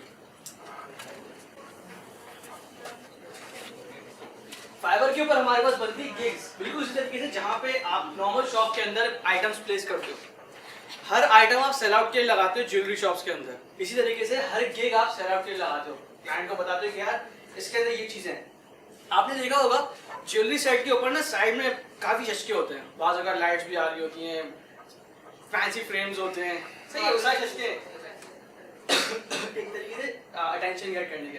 गिग्स के अंदर भी ये होता है, गिग्स के अंदर आपके पास ऑप्शन होता है कस्टमाइज वीडियो का।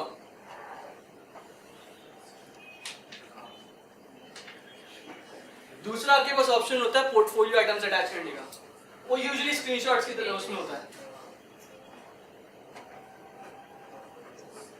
तीसरा होता है डिस्क्रिप्शन का। अब मैं इस बंदी की एग्जाम्पल ले लेता हूं, इसके पास एक आइटम था और एक क्लाइंट चला गया इसके पास, यार क्या सेलेक्ट कर रहा हूं, यार मैं ज्वेलरी सेट दे रहा हूं, ये बोल के वो खामोश हो गया। आप मुझे ये बताओ सामने वाला इंटरेस्टेड होगा या नहीं होगा? ये फाइवर की डिस्क्रिप्शन है। उस बंदे ने इतनी छोटी सी डिस्क्रिप्शन लिखी, सब उसने ये बताया कि यार मैं ये चीज दे रहा हूं, आगे उसने कुछ भी नहीं बताया। इसके बरक्स दूसरे एक शॉप के ऊपर ना उस बंदे ने काफी सारे गिग्स बनाई थी, काफी सारे ज्वेलरी के सेट रखे हुए थे और एक बंदा रखा हुआ था, खड़ा करा हुआ था कि यार जैसे कोई बंदा एक पर्टिकुलर सेट के ऊपर आए आप जाके पहुंच जाओ क्लाइंट के पास। आप जैसे ही पहुंचते ना बंदा आएगा आपके पास, फिर आप उससे क्वेश्चन करते हो, आपको सही तरीके से गाइड करता है। आप मुझे ये बताओ क्लाइंट इंटरेस्टेड होगा या नहीं? ये हम लोग मिस्टेक्स करते हैं, हम लोग एग्जैक्टली ये वाली मिस्टेक्स करते हैं, हम लोग डिस्क्रिप्शन सही लिखते हैं। अब नॉर्मल सिचुएशन के अंदर जो भी प्रमोशन होती है वो वर्ड ऑफ माउथ से होती है, ठीक है। अगर आपका ट्रस्ट बिल्डअप हो जाता है मार्केट के अंदर तो लोग आपको जो है ना रेफर करते हैं। फाइवर के अंदर अगर आपको प्रमोट होना है ना तो आप करोगे कीवर्ड्स को टारगेट, और कीवर्ड सिर्फ आपके आएंगे टाइटल और डिस्क्रिप्शन के अंदर। ठीक है, ऑनलाइन अगर हम लोग जा रहे हैं तो एक यही तरीका होता है ऊपर आने का, कीवर्ड्स, एसईओ, ठीक है। आप ऊपर इस तरीके से आओगे कि आप अपनी डिस्क्रिप्शन प्रॉपर लिखोगे बेस्ड ऑन क्या आप सेल कर रहे हो, आप उसके बारे में प्रॉपर चीजें लिखोगे। देन दूसरी चीज, आप उसकी कस्टमाइज्ड वीडियो डालोगे, उसके अंदर एक्सप्लेनर वीडियो हो सकती है या आपकी अपनी वीडियो हो सकती है जिसके अंदर आप ये बता रहे हो कि यार क्लाइंट क्या एक्सपेक्ट करना चाहिए, कि उसको इसके क्या मिलेगा। बिल्कुल इस तरीके से कि उस एक बंदे जिसके पास एक ही प्रोडक्ट रखा हुआ था, एक ही ज्वेलरी का सेट रखा हुआ था, उसने कुछ भी नहीं लिखा, उसने सिर्फ ये बताया मैं ज्वेलरी के सेट सेल कर रहा हूँ। वो क्लाइंट वहीं से आपसे निकल गया। एक आया था उसके बाद पूरे दिन के अंदर, एक आया था, उसने अपनी एक लाइन से उसको भगा दिया। क्योंकि मार्केट प्लेस है ना, फाइवर एक मार्केट प्लेस है। आप जिस तरीके से अपने आप को रिप्रेजेंट करोगे आपके पास चांसेस होंगे ऊपर आने के। हम लोग यहाँ पे क्या करते हैं, फेवरेट्स और जो है ना सेव करवाते हैं कि यार इस तरीके से कस्टमली आप चीज़ों को उठाते हो, चीज़ें उड़ जाती हैं, लेकिन आपकी डिस्क्रिप्शन या आपकी टाइटल उसके ऊपर जब काम नहीं होता फाइवर आपको दोबारा नीचे लेकर आया था। ठीक है, फाइवर आपको दोबारा नीचे लेके आया था।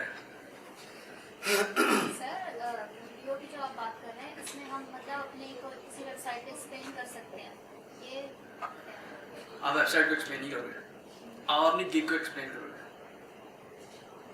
आप गिग सेल कर रहे हो ना, आपने कोई प्रोडक्ट ऐड करा वो सेल आउट कर रहे हो, आप उस वीडियो के अंदर उसके बारे में बताओगे। ये बिल्कुल ऐसी है कि मुझे एक ज्वेलरी सेट था, उसने से बोला यार मैं ये ज्वेलरी सेट दे रहा हूँ, ठीक है। जो दूसरा बंदा था उसने आके उसी सेट के बारे में बताया कि यार मैं इस सेट में ये चीजें ये बाहर से आया, स्वीडन से आया, कहीं से भी आया, वो उसके बारे में बता रहा है। वीडियोस के अंदर बहुत अच्छा इंप्रेशन आता है आपके पास। आप वीडियो डालोगे ना फाइवर आपको ऑटोमेटिकली रैंक करेगा ऊपर, ठीक है, फाइवर ऑटोमेटिकली चीजों को रैंक करेगा। ओके, आप लोगों का टाइम क्या है? 4:30। अच्छा ना टाइम हो गया, हो गया। अच्छा ब्रेक हो गई है, तो एक काम करते हैं, ब्रेक लेते हैं एंड देन कितने टाइम का? Half hour break. ओके, नमाज कितनी देर में होती है? मतलब कि आप लोग कितनी देर नमाज पढ़ते हो? 10 मिनट।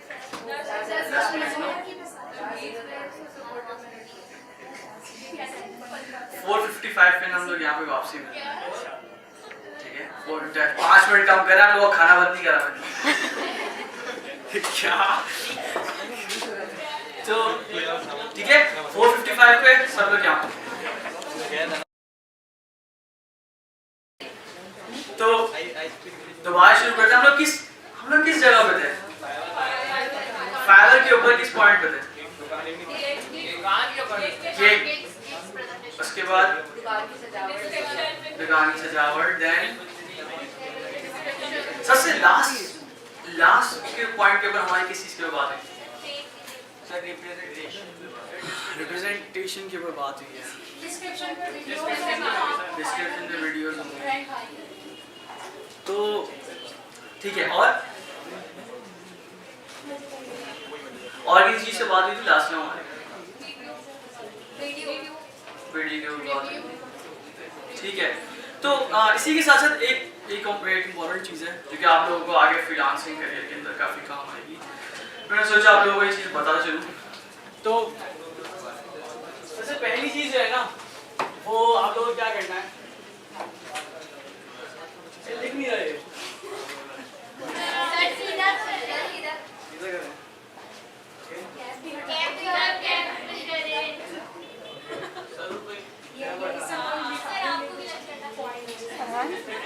तो अच्छा ठीक है, क्या बनाना चाहिए?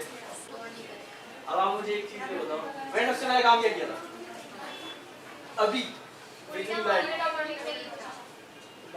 मार्कर मिस्टेक नंबर 1 अगर उसको बोल तो यार तुम सीएसएस वाले बनते हो। ठीक है, मिस्टेक नंबर 1। इसके बाद क्या किया था मैंने? नहीं, इसके बाद मैंने कंप्लेन की थी।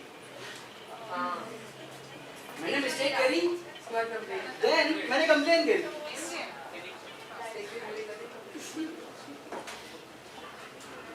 देन मैंने कंप्लेन करी, कंप्लेन के बाद क्या हुआ था? आप लोगों ने मुझे बताया था, रिस्पॉन्स मिला मुझे। उसके बाद मैंने क्या किया? उसके बाद मैंने आप लोगों की जो एडवाइस थी उसको थोड़ा सा फॉलो करा था एंड देन उल्टा मार के मैंने सीधा मार के पकड़ दिया। ठीक है, तो मैंने थोड़ी सी माइनर चीज अगर मैं बोलूँ तो आप लोगों की एडवाइस को बहुत थोड़ा सा फॉलो किया। ठीक है,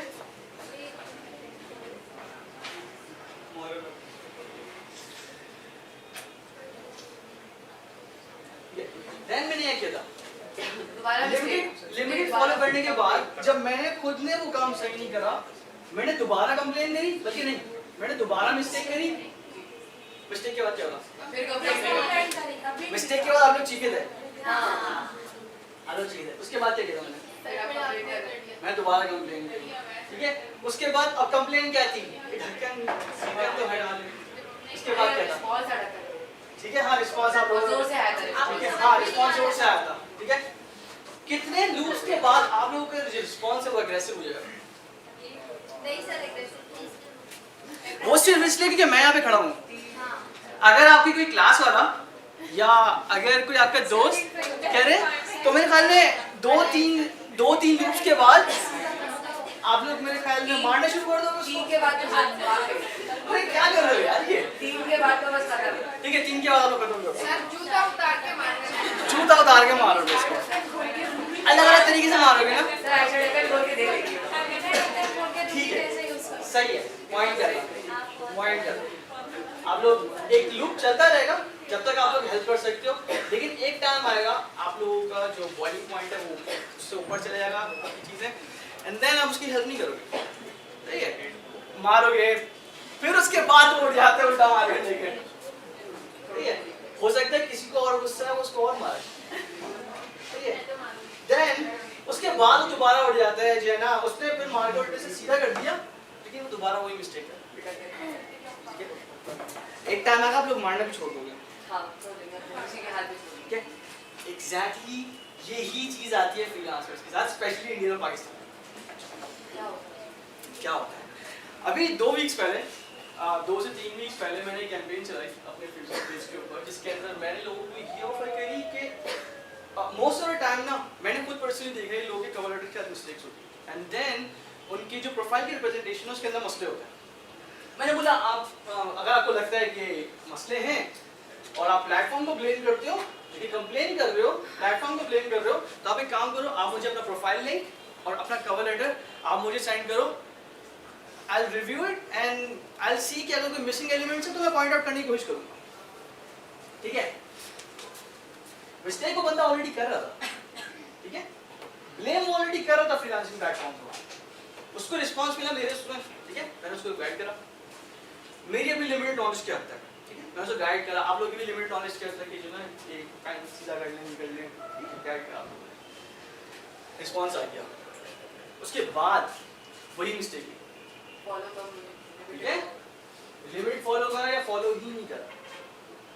तो मेरे पास फ्रीलांसर से सबसे ज़्यादा मसला जो आया वो ये आया कि जब उनको चीज़ें बताई जाए वो उस चीज़ को सही तरीके से फॉलो नहीं करते, ठीक है, और स्पेशली ये काम फाइवर करता है। तो इतनी सारी जो चीज़ थी वो एक्चुअल में इसके ऊपर गिग के ऊपर मिस्टेक्स बताने की थी, ठीक है। फाइवर के ऊपर हम लोग बहुत बड़े बड़े ब्लंडर्स करते हैं, अपनी सही तरीके से प्रेजेंटेशन नहीं करते, वीडियो नहीं बनाते। अब बाज़ औक़ात में लोगों के पास एक वो होता है, एक एक्सक्यूज़ होता है कि हम लोग वीडियो कैसे बनाएं, वीडियो कैसे बनाएं, यार खुद आप शूट कर सकते हो, आपके पास मोबाइल है, आपके पास कैमरा, आप खुद शूट कर सकते हो, इतने सारे हमारे पास एडिटिंग सॉफ्टवेयर हैं, फ्री ऐप्स हैं, आप उनको कर सकते हो, वो इस्तेमाल करो और बता दो, आप क्लाइंट को बताओ तो ये कर क्या रहा है। क्लाइंट इतना बड़ा ब्लॉग थोड़ी पड़ेगा। अब बाज़ औक़ात अगर मैं ज्वेलरी वाली की एग्जांपल लूँ और उसने किसी सेल्समैन को बिठाया हुआ है कि कोई बंदा कोई प्रोडक्ट के ऊपर है तो आप जाके उसके ऊपर शुरू हो जाओ, और वो आप जैसे ही खड़े हो आके अपनी स्पीच शुरू कर दी उसने, तो कौन रुकेगा? कोई भी रुकेगा ना। हम लोग कंफ्यूज हो जाएंगे और हम लोग हट जाएंगे, ठीक है।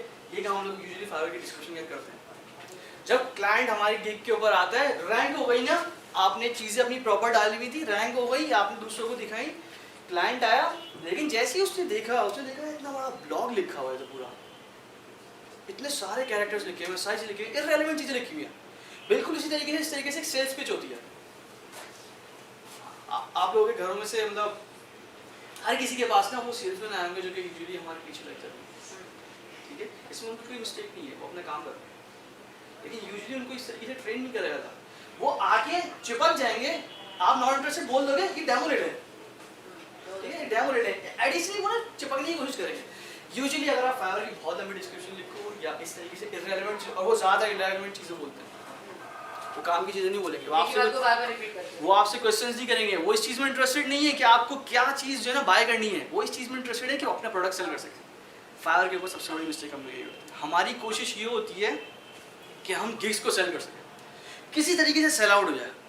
डिफरेंट लोगों फेसबुक ग्रुप्स के अंदर जाके पोस्ट करी, जो कि यूजुअली कभी कभार हेल्पफुल होता है अगर वो रेलेवेंट ग्रुप है, ठीक है, बाज़ औक़ात वो होती ही चीज़ उसके ऊपर। बट हम लोग क्या करते हैं, हम लोग स्पैम करना शुरू कर देते हैं। हम लोग स्पैम इस तरीके से करते हैं कि डिफरेंट फेसबुक ग्रुप से, एंड देन वहाँ पे जाके रिव्यूज़ और फेवरेट्स जो है ना उसके एक्सचेंज कर रहे होते हैं। और मज़े की बात, मेरे पास 100+ कवर लेटर्स और लिंक्स आए जिसके अंदर फाइवर, स्पेशली फाइवर के ऊपर, अगर यहाँ पे कोई फाइवर के ऊपर काम कर रहा है और उसको लगता है कि वो वही चीज़ें जो कि मैं आपको बता रहा हूँ, यार आई एम सॉरी, आपको थोड़ा सा इंप्रूव करने की जरूरत है, ठीक है। ज़्यादा उन लोगों से कौन थे, उन लोगों से वो लोग थे जिन्होंने अपने से लिंक्स सेंड करे, जबकि मैंने स्पेसिफिकली लिखा हुआ था कि यार आप मुझे अपनी प्रोफाइल लिंक और अपना कवर लेटर सेंड करो। ज़्यादा लोगों को ये नहीं पता कवर लेटर होता क्या, फाइवर के ऊपर कवर लेटर होता क्या।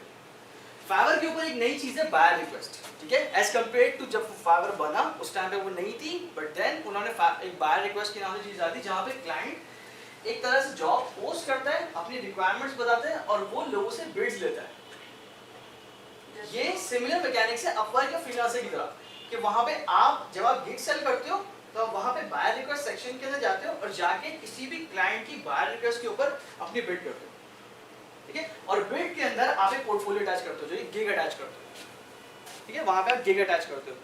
जब ये वाली चीज़ होती है ना, वहाँ पे आपके पास एक डिस्क्रिप्शन का बॉक्स आता है, फाइवर के ऊपर डिस्क्रिप्शन बॉक्स आता है, वहाँ का कवर लेटर लिखा जाता है। ज़्यादा लोग उस चीज़ को फोकस ही नहीं करते, 3 लाइन का लिख के बैठते हैं, hello thank you sir, thank you, I read and thank you for response, waiting. मेरे पास बहुत सारे लोग ऐसे हैं। थोड़ा सा मुझे मसला हुआ था कि, और मजे की बात, काफ़ी सारे लोग उसके अंदर ऐसे थे, ठीक है, काफ़ी सारे लोग ऐसे थे, काफ़ी सारे लोगों ने इस चीज़ के ऊपर फोकस ही नहीं करा हुआ था। एक बंदे ने काम करा हुआ जो कि अपने आप को एक्सपर्ट बोलता है। आप लोगों के जहन में अगर कोई बोलेगा मैं एक्सपर्ट हूँ वेब डेवलपमेंट के अंदर, तो व्हाट वुड यू एक्सपेक्ट कि मेरे पास क्या चीज़ होगी? मैं अगर आपको बोलूँ कि मैं एक्सपर्ट हूँ, आपने बहुत काम किया होगा, बहुत काम किया होगा, मेरे पास बहुत सारे पोर्टफोलियोज होंगे, मेरा बहुत सारे पोर्टफोलियो हैं। एक बंदा जो कि अपने आप को फोटोशॉप का एक्सपर्ट कहता है, उसकी गिग के अंदर सिर्फ 2 लोगोस पड़े हैं, सिर्फ 2 लोगोस पड़े हैं, और उन लोगोस की भी एक्चुअली रिप्रेजेंटेशन नहीं थी। और वो बंदा आगे फाइवर को ब्लेम करता है कि यार मुझे फाइवर के ऊपर काम नहीं मिल रहा, फाइवर के प्रोजेक्ट्स नहीं आ रहे। सबसे बड़ा उसका मसला ये है।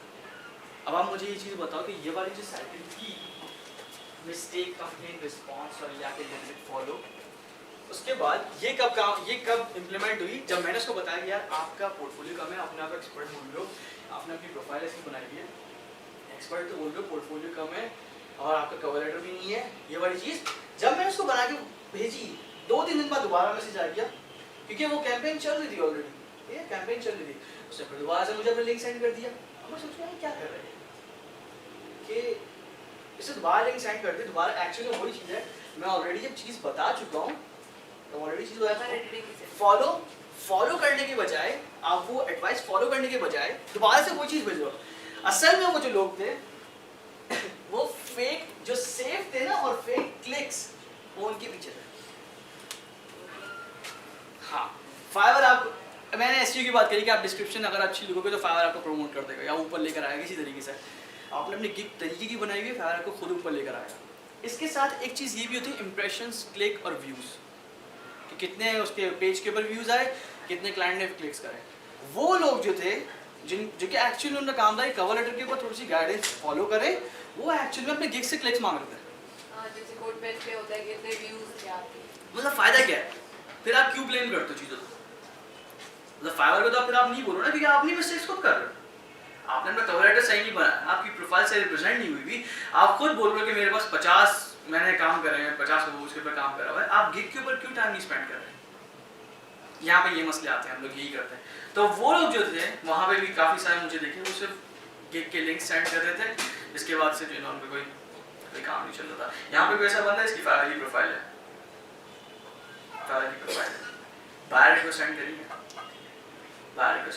कवर लेटर यूज़ करा था, कवर लेटर उस कवर लेटर के अंदर 4 लाइंस थी या वो वैसे ही पैटर्न था जो कि क्वेश्चन यूजुअली होता है, जो पूछा था, मतलब इस तरह का नहीं था, थैंक यू, वेटिंग और ये सब चीज़ी कुछ भी नहीं था, मतलब काम की चीज़।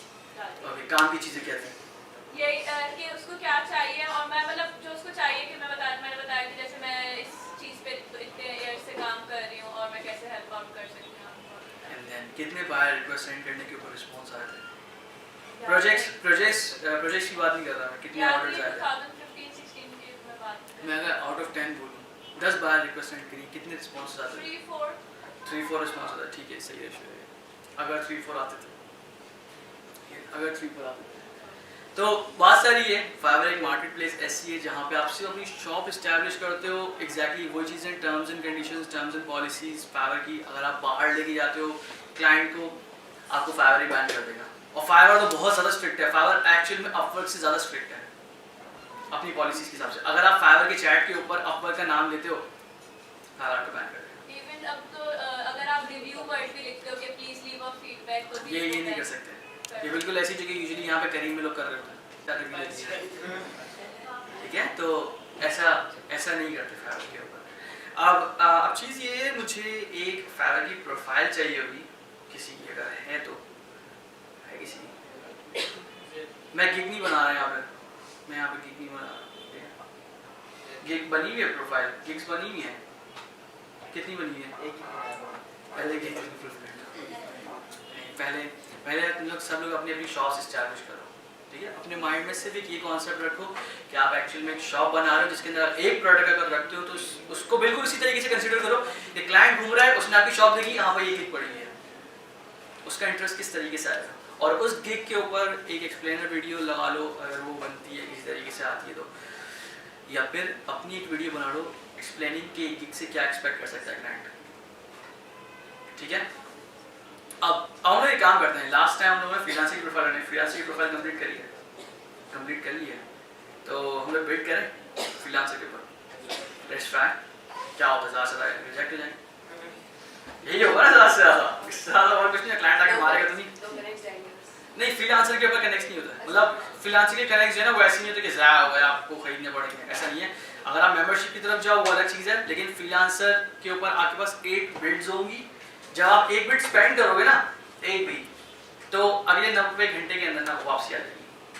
तो इट्स लाइक अगर आप एक जॉब के ऊपर अप्लाई करते हो तो 90 आवर्स के बाद आपके पास दोबारा से 8 वो बस फिर इतने नहीं कि 90 आवर्स के अंदर आप सारे के सारे बहुत ज़्यादा ना करें, इसलिए ना वो रिस्ट्रिक्ट करने के लिए नहीं, वो उनकी अपने सेल में मेंबरशिप्स की प्रमोशन है। अगर आपको ज़्यादा बिड करनी है, आप बड़ी कंपनी से एसोसिएटेड हो, तो आप वहाँ पे बड़ी मेंबरशिप ले लो और फिर आपको ज़्यादा बिड्स देंगी जो कि आप स्पेंड कर सकते हो।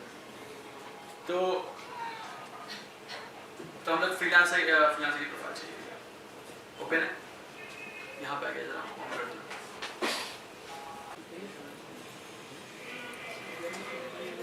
ओके, तो इसमें मॉडिफिकेशन रिक्वायर्ड है, नहीं तो ज़्यादा टाइम स्पेंड करना चाहिए ना, 15 मिनट में। ठीक है, देखो ये बिल्कुल इस तरीके से है कि आप लोगों में से कभी भी इंटरव्यू के उस पर क्या है, कहीं जॉब पे अप्लाई करा हो, इंटरव्यू कॉल आई हो, इंटरव्यू के लिए गए हो, तो आप लोग किस तरीके से कहते हैं? मैं किस तरीके से कहते हैं?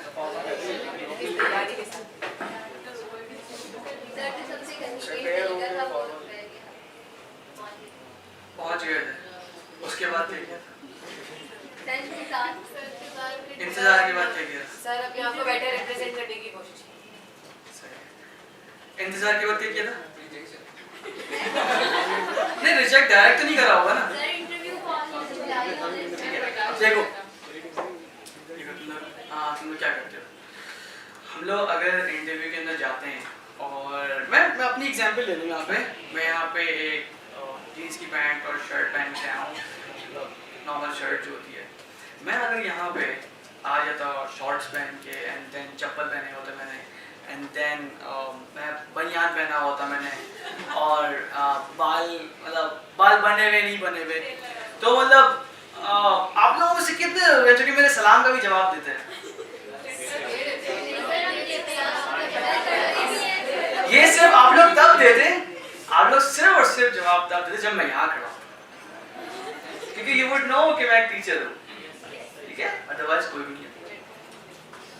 क्योंकि आप लोगों की जो एक्सपेक्टेशंस हैं एक टीचर के साथ वो ये होती कि एक बंदा एक्चुअल में तो मतलब थोड़ा बहुत रिप्रेजेंट तो करे अपने आप को, ऐसा तो नहीं है ना कि बिल्कुल ही फॉक्स में आ रहा है, कैजुअल के अंदर है, पार्टी सीन है, बिल्कुल ऐसे आ रहा है, ऐसा तो नहीं है ना। बिल्कुल इसी तरीके से आप जब जॉब्स के ऊपर जाते हो इंटरव्यू देने, तो आप फॉर्मल होकर जाते हो, आप अपने आप को अच्छे से अच्छा रिप्रेजेंट करने की कोशिश करते हो। अगर आप चप्पल पहन के ऐसे जाओगे ना तो थोड़ा सा बैड इंप्रेशन आएगा, एंड इट डिपेंड्स कि क्लाइंट किस तरीके का है, ये जॉब की जो पोजीशन है वो कहाँ की है, बेस्ड ऑन दैट वो आप लोगों को जज करेंगे। जो आपकी फ्रीलांसिंग की प्रोफाइल है वो एग्जैक्टली उसी वे में काम करती है। आप जितना अपने आप को बेहतर से बेहतर रिप्रेजेंट कर सकते हो वो आपके लिए बेहतर है, ठीक है। और अभी ज़्यादा लोगों की प्रोफाइल ऐसी है कि इसमें कोई बुराई वाली बात नहीं है, लेकिन सब एक पॉइंट है कि आप लोग जो है एक फ्रीलांसिंग लाइफ को नॉर्मल लाइफ से कंपेयर करो, उसमें एग्जैक्टली सेम वही चीज़ें हैं जो कि हमारी नॉर्मल लाइफ के अंदर होती हैं। फर्क सिर्फ इतना है कि हम लोग यहाँ पे थोड़े अंग्रेज बन जाते हैं और कोई फर्क नहीं है। तो आप लोग जितना बेहतर तरीके से अपने आप को रिप्रेजेंट करोगे, जितना अपना पोर्टफोलियो बेहतर करोगे, आपके लिए बेहतर है, ठीक है। आपको जॉब मिलने में आसानी होगी, क्लाइंट आपको थोड़ा सा सीरियस लेगा, आपकी चीज़ें सुनेगा, आपके क्वेश्चंस के जवाब देगा based on how you represent yourself, ठीक है। सबसे पहला काम आप लोगों को अपनी प्रोफाइल कंप्लीट करनी है। कितने लोगों की प्रोफाइल कंप्लीट है? I just want to have a look. मतलब एक पोर्टफोलियो ऐड, ठीक है, एक पोर्टफोलियो ऐड है। कंप्लीट प्रोफाइल का मतलब ये है कि आपके पास skills, portfolio and then description कोई भी हो। थोड़ा टाइम स्पेंड करा था फ्रीलांसर के ऊपर, क्या नोट करा जिन्होंने टाइम स्पेंड किया था? सर बट मुझे थोड़ा डर लग रहा था कि कुछ करने से कुछ और ना, इससे सर ज्यादा से ज्यादा क्या हुआ? उसी वजह से डर लग रहा था, मैं टेक्स्ट नहीं कर रही थी। ज्यादा से ज्यादा क्या होगा? बैन हो जाओगे ना, इससे ज्यादा और कुछ नहीं होगा। जब प्रोफाइल में है ही कुछ नहीं तो फिर बैन होने में क्या मसला है?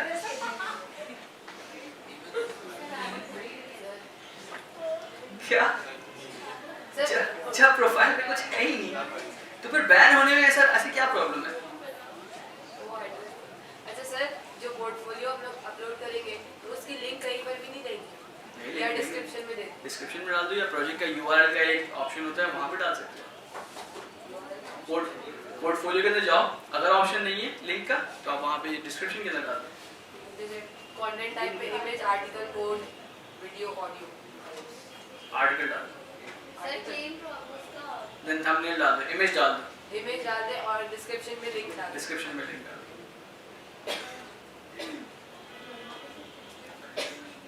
अच्छा, और वो जिन्होंने अपनी प्रोफाइल देखी एक हफ्ते के अंदर, जितने भी टाइम की देखी, नोट क्या करा? भले चलो कोई जो चीज टच नहीं करी ना, लेकिन नोट क्या करा? सर आपने जो स्किल्स अपनी सिलेक्ट की थी ना, उसके हिसाब से आपको जॉब्स जो है ना, जब साइट पे ऐसे वो ऑफर आ रही है, ठीक है, नोटिफिकेशन आता है, बहुत ज़्यादा आता है। इसका मतलब है अगर बहुत ज़्यादा है, इसका मतलब है कि आपने कोई जेनेरिक स्किल डाल दिया, ठीक है? अगर बहुत ज़्यादा आ रहे हैं, हाँ वेब डेवलपमेंट बहुत अप्लाई इस पे करें, समझ ही नहीं आता, अप्लाई इस पे करें। अच्छा, तो दूसरा एक आपने किया था, एंड देन सेकंड प्रोफाइल किसने मतलब खोल के देखी थी? Pattern. I am just trying to find out कि क्या चीज नोट करी। एक तो चीज ये थी कि नोटिफिकेशन आते हैं, देन नोटिफिकेशन बहुत ज्यादा आई, देन सेकंड चीज सर लोगों की मुझे कवर लेटर देख रहा था कि कितने सारे उन्होंने पिक्स करे हैं, एक उसी नोटिफिकेशन के ऊपर प्रपोजल्स आए हुए सारे। सही है, वो सारे प्रपोजल्स दिख रहे थे, मतलब आपको प्रोजेक्ट डिटेल्स दिखी and proposals, then sir bids का आ रहा है, बिड्स मतलब क्लेम करने के लिए फ्री बिड्स का, इसे क्रॉस कर दो, ये किसी काम के लिए। सर एक ऑप्शन आ रहा है टेक्स्ट प्रीव्यू का, इसमें क्या करना है? मतलब पोर्टफोलियो में चार पोर्टफोलियो ऐड करना था, इमेज ऐड कर दो, इमेज, देन इमेज के अंदर अपने थंबनेल्स होंगे। अच्छा, थंबनेल्स के अंदर एक चीज होती है, अगर आपने कोई मोबाइल ऐप डिजाइन करी है ना, तो आप उस मोबाइल ऐप पे UX या UI इस आप इसको प्लेस कर दो, ठीक है? ये थोड़ा सा हेल्पफुल रहता है क्लाइंट को समझने में कि किस चीज़ के ऊपर इसने काम किया है। आप नीचे डिस्क्रिप्शन के अंदर चीज़ें मेंशन कर दो कि ये काम किया। और क्या नोट करा फ्रीलांसर के ऊपर?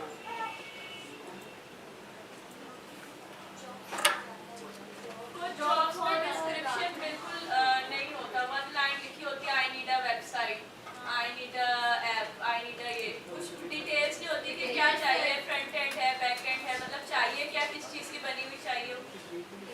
जो कवर लेटर बनाने के लिए मैंने बोला था, वो भी वैसे। हाँ, लेकिन अगर मे बी उसको वो चीज़ चाहिए जो फिर हम नहीं करते, मे बी उसको ऐसी लैंग्वेज में चाहिए जो एंगुलर में चाहिए, हम रिएक्ट किए तो फिर वो नीचे ना स्किल्स मेंशन करेगा। भले उसने एक से ये लिखा है कि I need a one page website या I need a one page app, तो वो नीचे लिखेगा कि मुझे रिएक्ट पे जाना है या मुझे एंगुलर पे जाना है या क्या जाना है। स्किल्स तो लाजमी होंगी, स्किल्स के बगैर काम नहीं होगा, क्योंकि आपके पास अगर वो चीज़ शो हो रही है ना, वो शो हो रही है, इसका मतलब है आपके स्किल्स और उस जॉब के स्किल्स मैच करते थे, ठीक है? तो सबसे पहली चीज़ जो हम लोग करनी है ना, वो हमें अपनी तस्वीर थोड़ी सी मॉडिफाई करनी पड़ेगी, क्योंकि यूजुअली हम लोग थोड़ी सी प्रोफेशनल टाइप की तस्वीर लगाएंगे, लिंक्डइन टाइप की, ठीक है? हम लड़कों को तो मसला नहीं होता कोई, ठीक है? हम लोग सिंपल तस्वीर यूज़ कर लेते हैं, आप लोग भी सिंपल तस्वीरें यूज़ कर लें। हाँ, नकाब, हाँ बिल्कुल करना है। तो ये है कि इसमें थोड़ी, और ये इसमें फेस चाहिए होता है, बट सिर्फ ये अगर नकाब का जो पर्सपेक्टिव है उस पॉइंट ऑफ व्यू से है, ऐसी पिक्चर है जैसे हम फॉर्म पे हमेशा लगाते हैं, ब्लू बैकग्राउंड और NIC समझ लो आप लोग, सही है? मैं अगर इन प्लेन अगर मैं बोलूँ, अगर मैं इन जनरल बोलूँ, तो आप जो NICR की तस्वीर होती है ना, बिल्कुल प्लेन डल, वो उस तरह, ठीक है? तो सिर्फ प्रोफेशनल लुक के लिए। देन अब यहाँ पे जो है ना अपना टाइटल कैसे जस्ट करो। मुझे आप एक चीज़ बताओ, मैं आप लोगों को चीज़ें बता रहा हूँ, नॉट श्योर आप लोगों को समझ में आ रही है नहीं, तो आप लोग मुझे काम करो यहाँ पे title and then we will try to set up this profile based on your learning कि आप लोगों ने क्या सीखा एक्चुअली मेरे बताने से सीखा भी है। तो टाइटल क्या होना चाहिए? Front end web developer. Front end बोलेंगे तो फुल स्टैक वाले डिस्कस करो। ये तो तुम लोगों के पास ओपन सेक्शन है कि मतलब डिस्कस करो क्या होना चाहिए, मतलब टाइटल क्या होना चाहिए, किस तरीके से तुम लोग अपने आप को बेहतर तरीके से रिप्रेजेंट करोगे। सर अपनी स्पेसिफिकेशन बतानी है या जनरल बात करनी है? अपनी अपने हिसाब से जो बतानी बताओ। हम लोग एक्चुअल में इस प्रोफाइल को सेटअप कर रहे हैं। देन आई क्या होना चाहिए? काफी है? काफी है?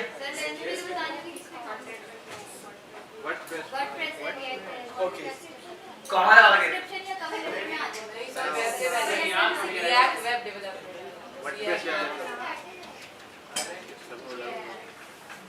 ठीक है, रिएक्ट वेब डेवलपर ये होना चाहिए। ठीक है, काम करते हैं, लेट्स जस्ट ट्राई कि हमारी प्रोफाइल का एंड रिजल्ट क्या आता है। यहाँ पे क्या आना चाहिए?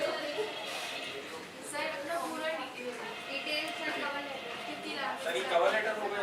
ये कवर लेटर नहीं है, ये एक्चुअल में हमारा ओवरव्यू है कि हम लोगों ने क्या किया अभी तक अपने जो प्रोफेशनल एक्सपीरियंस के अंदर। ठीक है, तो मैं यहाँ पे लिखता हूँ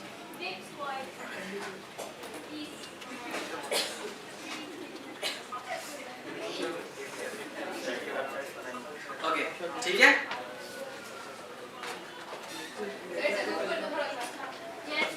क्या कर दूँ?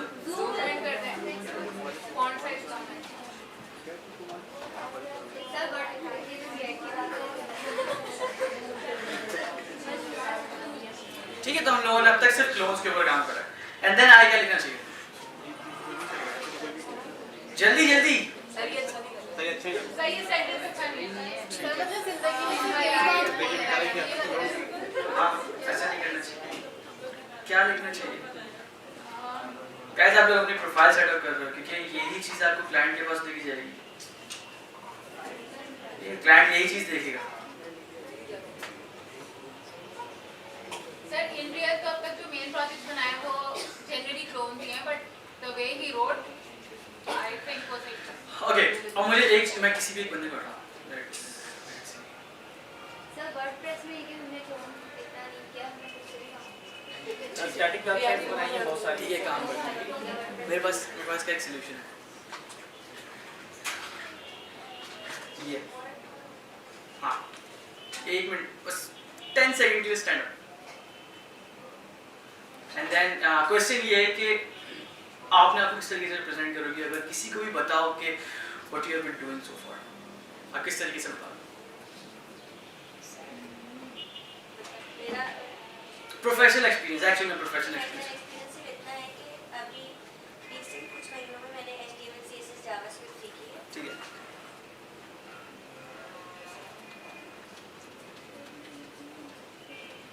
है, वर्किंग भी नहीं।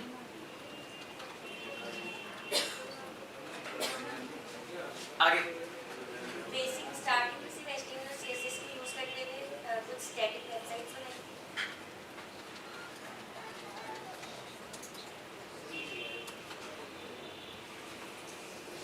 देन थोड़ी सी जावास्क्रिप्ट यूज करते हुए फंक्शनैलिटी डाली थी कुछ वेबसाइट्स में।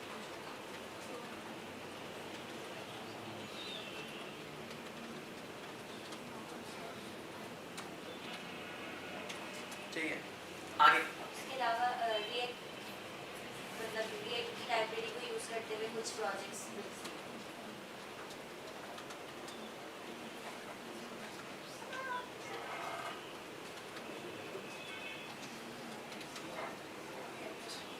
आगे क्या था? रिएक्ट यूज करते हुए कुछ प्रोजेक्ट्स यूज कर।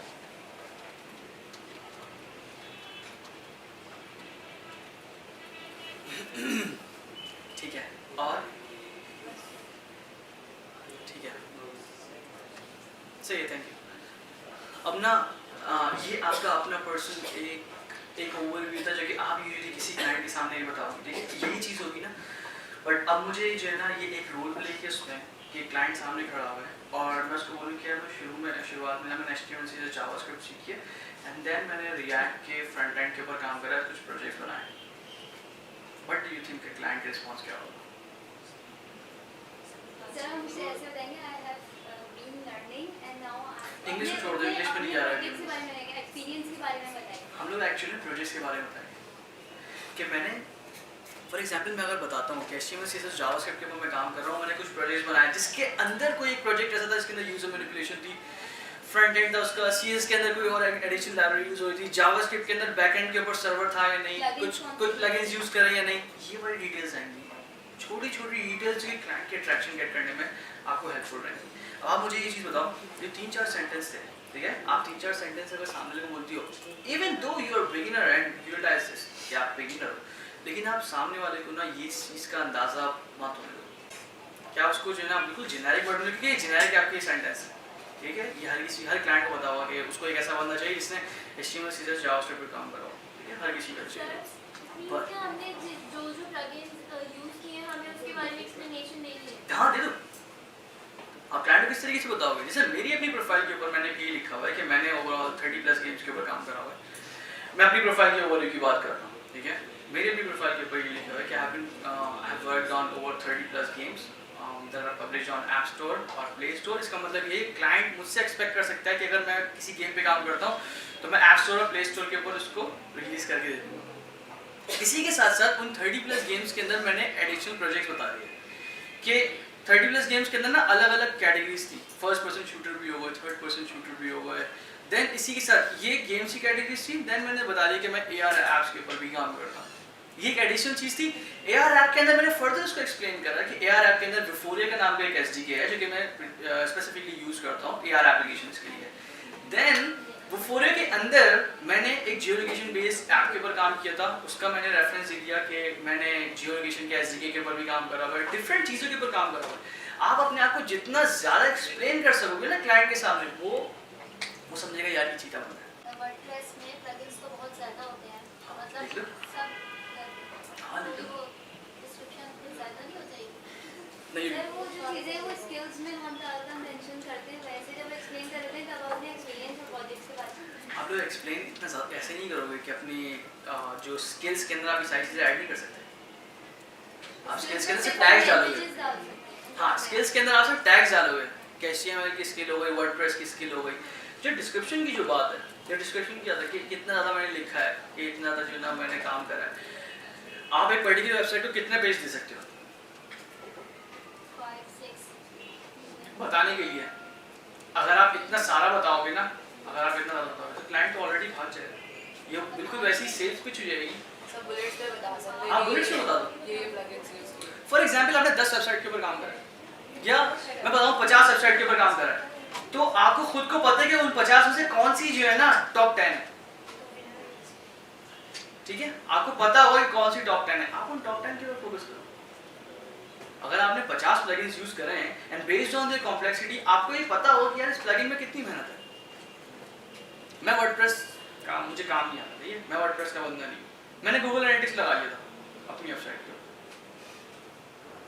मैं उसको शो ऑफ तो नहीं कर सकता ना, क्योंकि मेरे लिए being a non technical person in WordPress मेरे लिए जो है ये बहुत बड़ी चीज़ है कि मैं एनालिटिक्स लगा दिया। अब अगर मैं सामने वाले किसी ऐसे बंदे को बताऊं जो कि वर्डप्रेस से काम करता है, उसको पता है यार ये बंदा बेवकूफ़ बना रहा है, 5 मिनट काम। तो आप जो अपने पोर्टफोलियो लगाओगे, बिकॉज 50 पोर्टफोलियोज हैं, आपको पता हो उन 50 में से टॉप 10 कौन से हैं, ये टॉप 5 कौन से हैं, आप हमेशा उनके बारे में बताओगे। ऐसा अगर मैंने बोला है आपको मैं 30+ गेम्स के ऊपर मैंने काम करा है, मैं आपको 30 के 30 नहीं गिनवा सकता, मैं उनमें से 2-3 बताऊंगा जो कि स्ट्रॉन्गेस्ट होंगे, ठीक है, मेरा स्ट्रॉन्गेस्ट पोर्टफोलियो होगा। आप वहाँ पे एक चीज़ ऐड करो, आपकी जो स्ट्रॉन्गेस्ट स्किल है जो कि आपने काम करी, जो आपने HTML CSS जावास्क्रिप्ट के जो लिखा है, जैसे फॉर एग्जाम्पल जो लिखवाया है, आपने ये वाली स्किल्स पे तो काम करा है, बट इसके अंदर रहते हुए आपकी जो स्ट्रॉन्गेस्ट पोर्टफोलियो है आप उनको मेंशन करोगे। जैसे यहाँ पे मेरे पास 2-3 पोर्टफोलियो जैसे आए थे, एक किसी का स्लैब का डिज़ाइन था, एक का स्लैब का डिज़ाइन था और एक कोई एक टाइमर था जिसको आप टैप करते हो, ठीक है, इट वाज लाइक एक शेप आ रही है, आप उसके ऊपर टैप करोगे बस, इट वाज ऑल, ठीक है। तो आप शेप पे आके टैप करते हो। ये 2 पोर्टफोलियोज है ना, ये मेरी नज़र में अच्छे पोर्टफोलियो है ना। मैं नहीं जानता कौन है किसका है, मैं जानने में तो बहुत ज़्यादा इंटरेस्टेड नहीं हूँ, लेकिन उन लोगों के लिए मैं सिर्फ ये बोलूँगा कि जब आपने एक चीज़ ये बना ली है ना, आप उसको कंप्लीट करो, क्योंकि वो दोनों इनकम्प्लीट हैं, उनके अंदर पोटेंशियल बहुत है, ठीक है, उनके अंदर पोटेंशियल है, आप उनको कंप्लीट तो करो। वो जो स्लैक वाला था उसके अंदर थोड़े से ऑप्टिमाइजेशन इश्यूज थे, वो जो माइंड वाला था उसके अंदर थोड़ी चीज़ें ऐड होंगी एंड वो एक परफेक्ट गेम बन सकता है। जो कि आपके माइंड ट्रेनिंग की अगर मैं बात करूँ कितना आपका रिस्पॉन्स टाइम अच्छा है, वो रिस्पॉन्स टाइम क्या करता है एक्चुअली। अगर मैं 10-15 क्लिक्स करे वो आपको फिर एक रिजल्ट में बताया कि आपने एक एवरेज क्लिक कितनी देर में करा है, तो उसके अंदर थोड़ी सी मॉडिफिकेशन होके हो सकती है चीज़ें।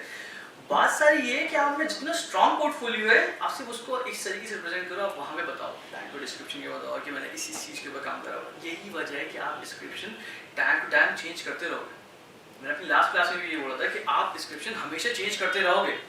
अगर फॉर एग्जाम्पल आपके पास मीडिया का पोर्टफोलियो था एंड देन आपके पास एक प्रोजेक्ट आया जिससे आपका अच्छा पोर्टफोलियो आया, तो जो अच्छा वाला पोर्टफोलियो आपके टॉप पे आ जाएगा, ताकि जब भी क्लाइंट आपकी प्रोफाइल देखे तो आपको उसका आप सबसे अच्छा काम दिखे। तो HTML सीरीज जावास्क्रिप्ट बहुत जेनेरिक टर्म्स है, इसके अंदर जो आपको जो स्ट्रॉन्ग चीज़ है ना आप उसको डिफाइन कर दो। इस तरीके से आपको डिस्क्रिप्शन सेट करनी पड़ेगी। अब यहाँ पे हर किसी का अलग पोर्टफोलियो है, मेरे ख्याल में किसी का एक पोर्टफोलियो तो नहीं है, ये सब एक पोर्टफोलियो है। सर कुछ प्रोजेक्ट्स हम लोग यहाँ से ऐसा होमवर्क मिले जिसमें स्लैक का है और कुछ क्लोन्स हैं, वो सब है जो हमारे सेम होंगे, बाकी कुछ प्रोजेक्ट्स हैं। इवन स्लैक का ही मेरे पास सिर्फ एक है,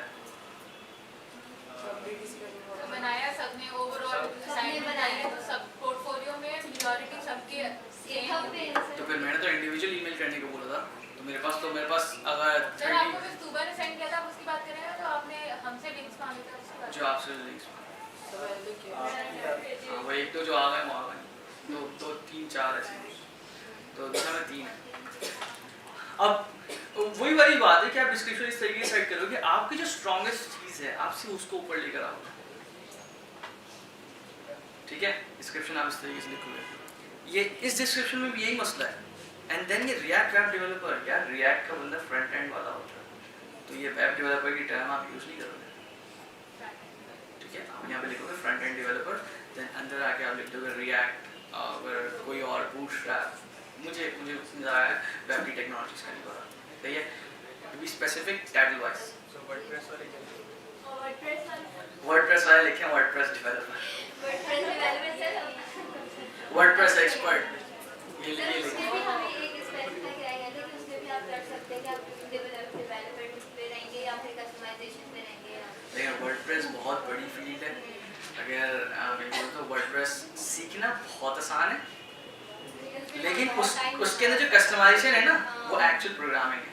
तो आप अगर बेसिक अगर मुझे बोलेंगे वर्डप्रेस डेवलपर हो तो मैं उसको उस हद तक तो मान सकता हूँ जब तक वो अपनी वेबसाइट मैनेज कर रहा है सिर्फ ब्लॉग पोस्ट के लिए। लेकिन अगर वो बोले कि यार मुझे मैंने कस्टमाइजेशन करी, तब वो अपने आके स्किल्स अपने प्रूव करता है। अदरवाइज वर्डप्रेस के अंदर ज़्यादा जो काम है वो आपका टेम्पलेट बेस्ड है, ठीक है। अगर आप उसके ऊपर जाते हो कस्टमाइजेशन के ऊपर, वहाँ पे आपको एक्चुअल प्रोग्रामिंग चाहिए, ठीक है। अब ये हमारी डिस्क्रिप्शन की चीज़ आ गई, ठीक है। आप लोग डिस्क्रिप्शन सेट कर रहे हैं,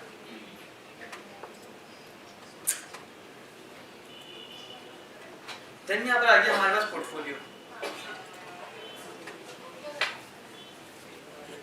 हमारा पोर्टफोलियो का पेज, ये वही चीज़ है जो बेस्ट आइटम है आप वो लेकर आओ, 50 से तो 50 में लेकर आओ। फॉर एग्जाम्पल अगर हेलो वर्ल्ड किसी ने लिखा है तो वो नहीं, वो अलग बात है, मैंने आपसे मांगा था कि अपना पोर्टफोलियो मुझे सेंड करो, भले हेलो वर्ल्ड, ठीक है। लेकिन यहाँ पे ऐसा नहीं करना, वो अजीब सा लगेगा। अगर आप जा रहे हो किसी को रिप्रेजेंट, अपने आप को रिप्रेजेंट करने एंड देन आप हेलो वर्ल्ड लेके जा रहे हो तो वो अजीब सा लगेगा, ठीक है। तो आप पोर्टफोलियो आइटम के ऊपर ऐड करोगे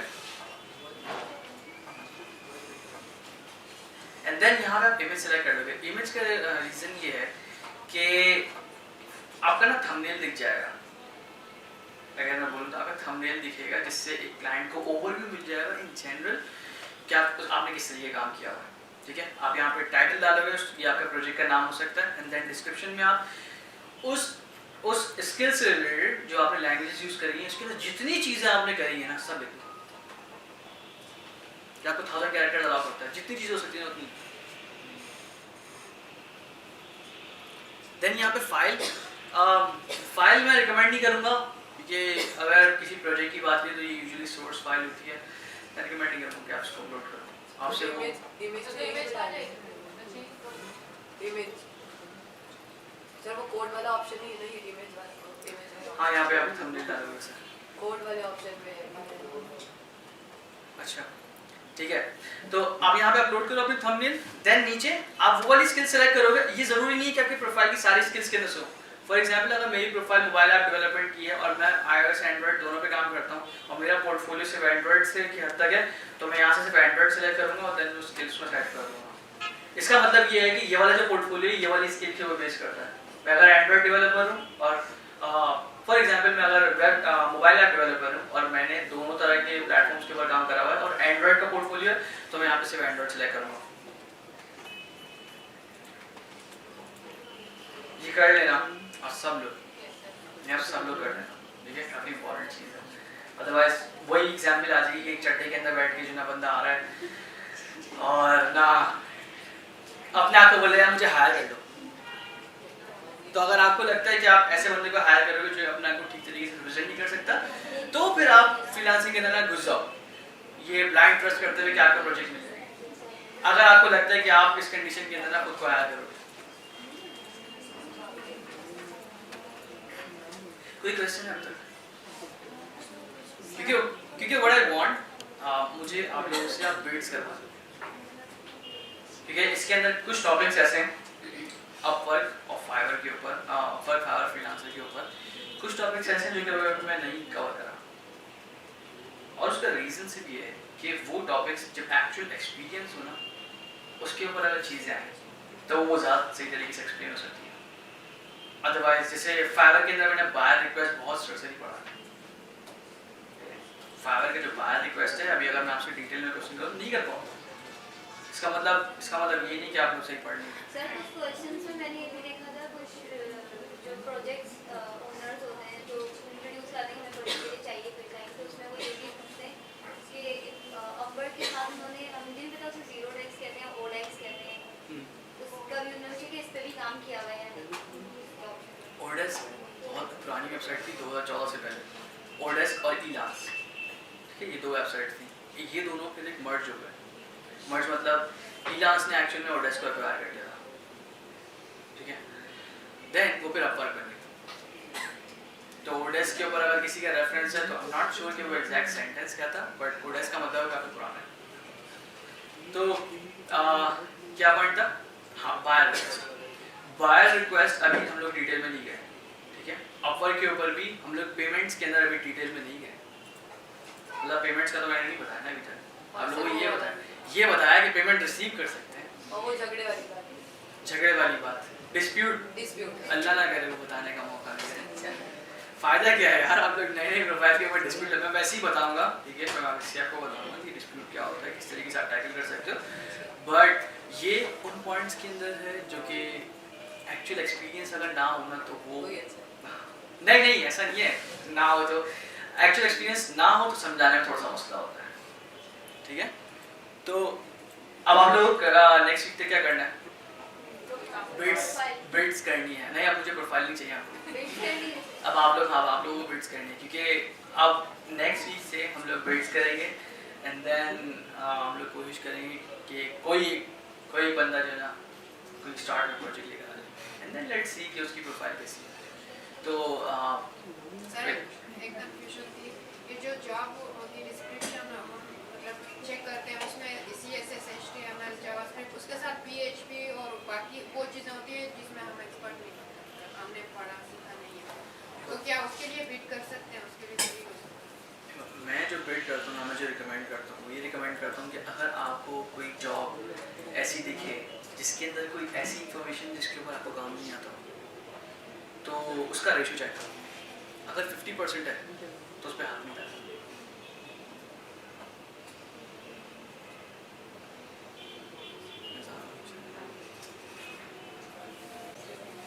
ओके, तो इस चीज़ का आंसर कि आप ना उसका रेशियो चेक करो कि उसके अंदर वो चीज़ जो कि आपको नहीं आती ना उसका रेशियो क्या है।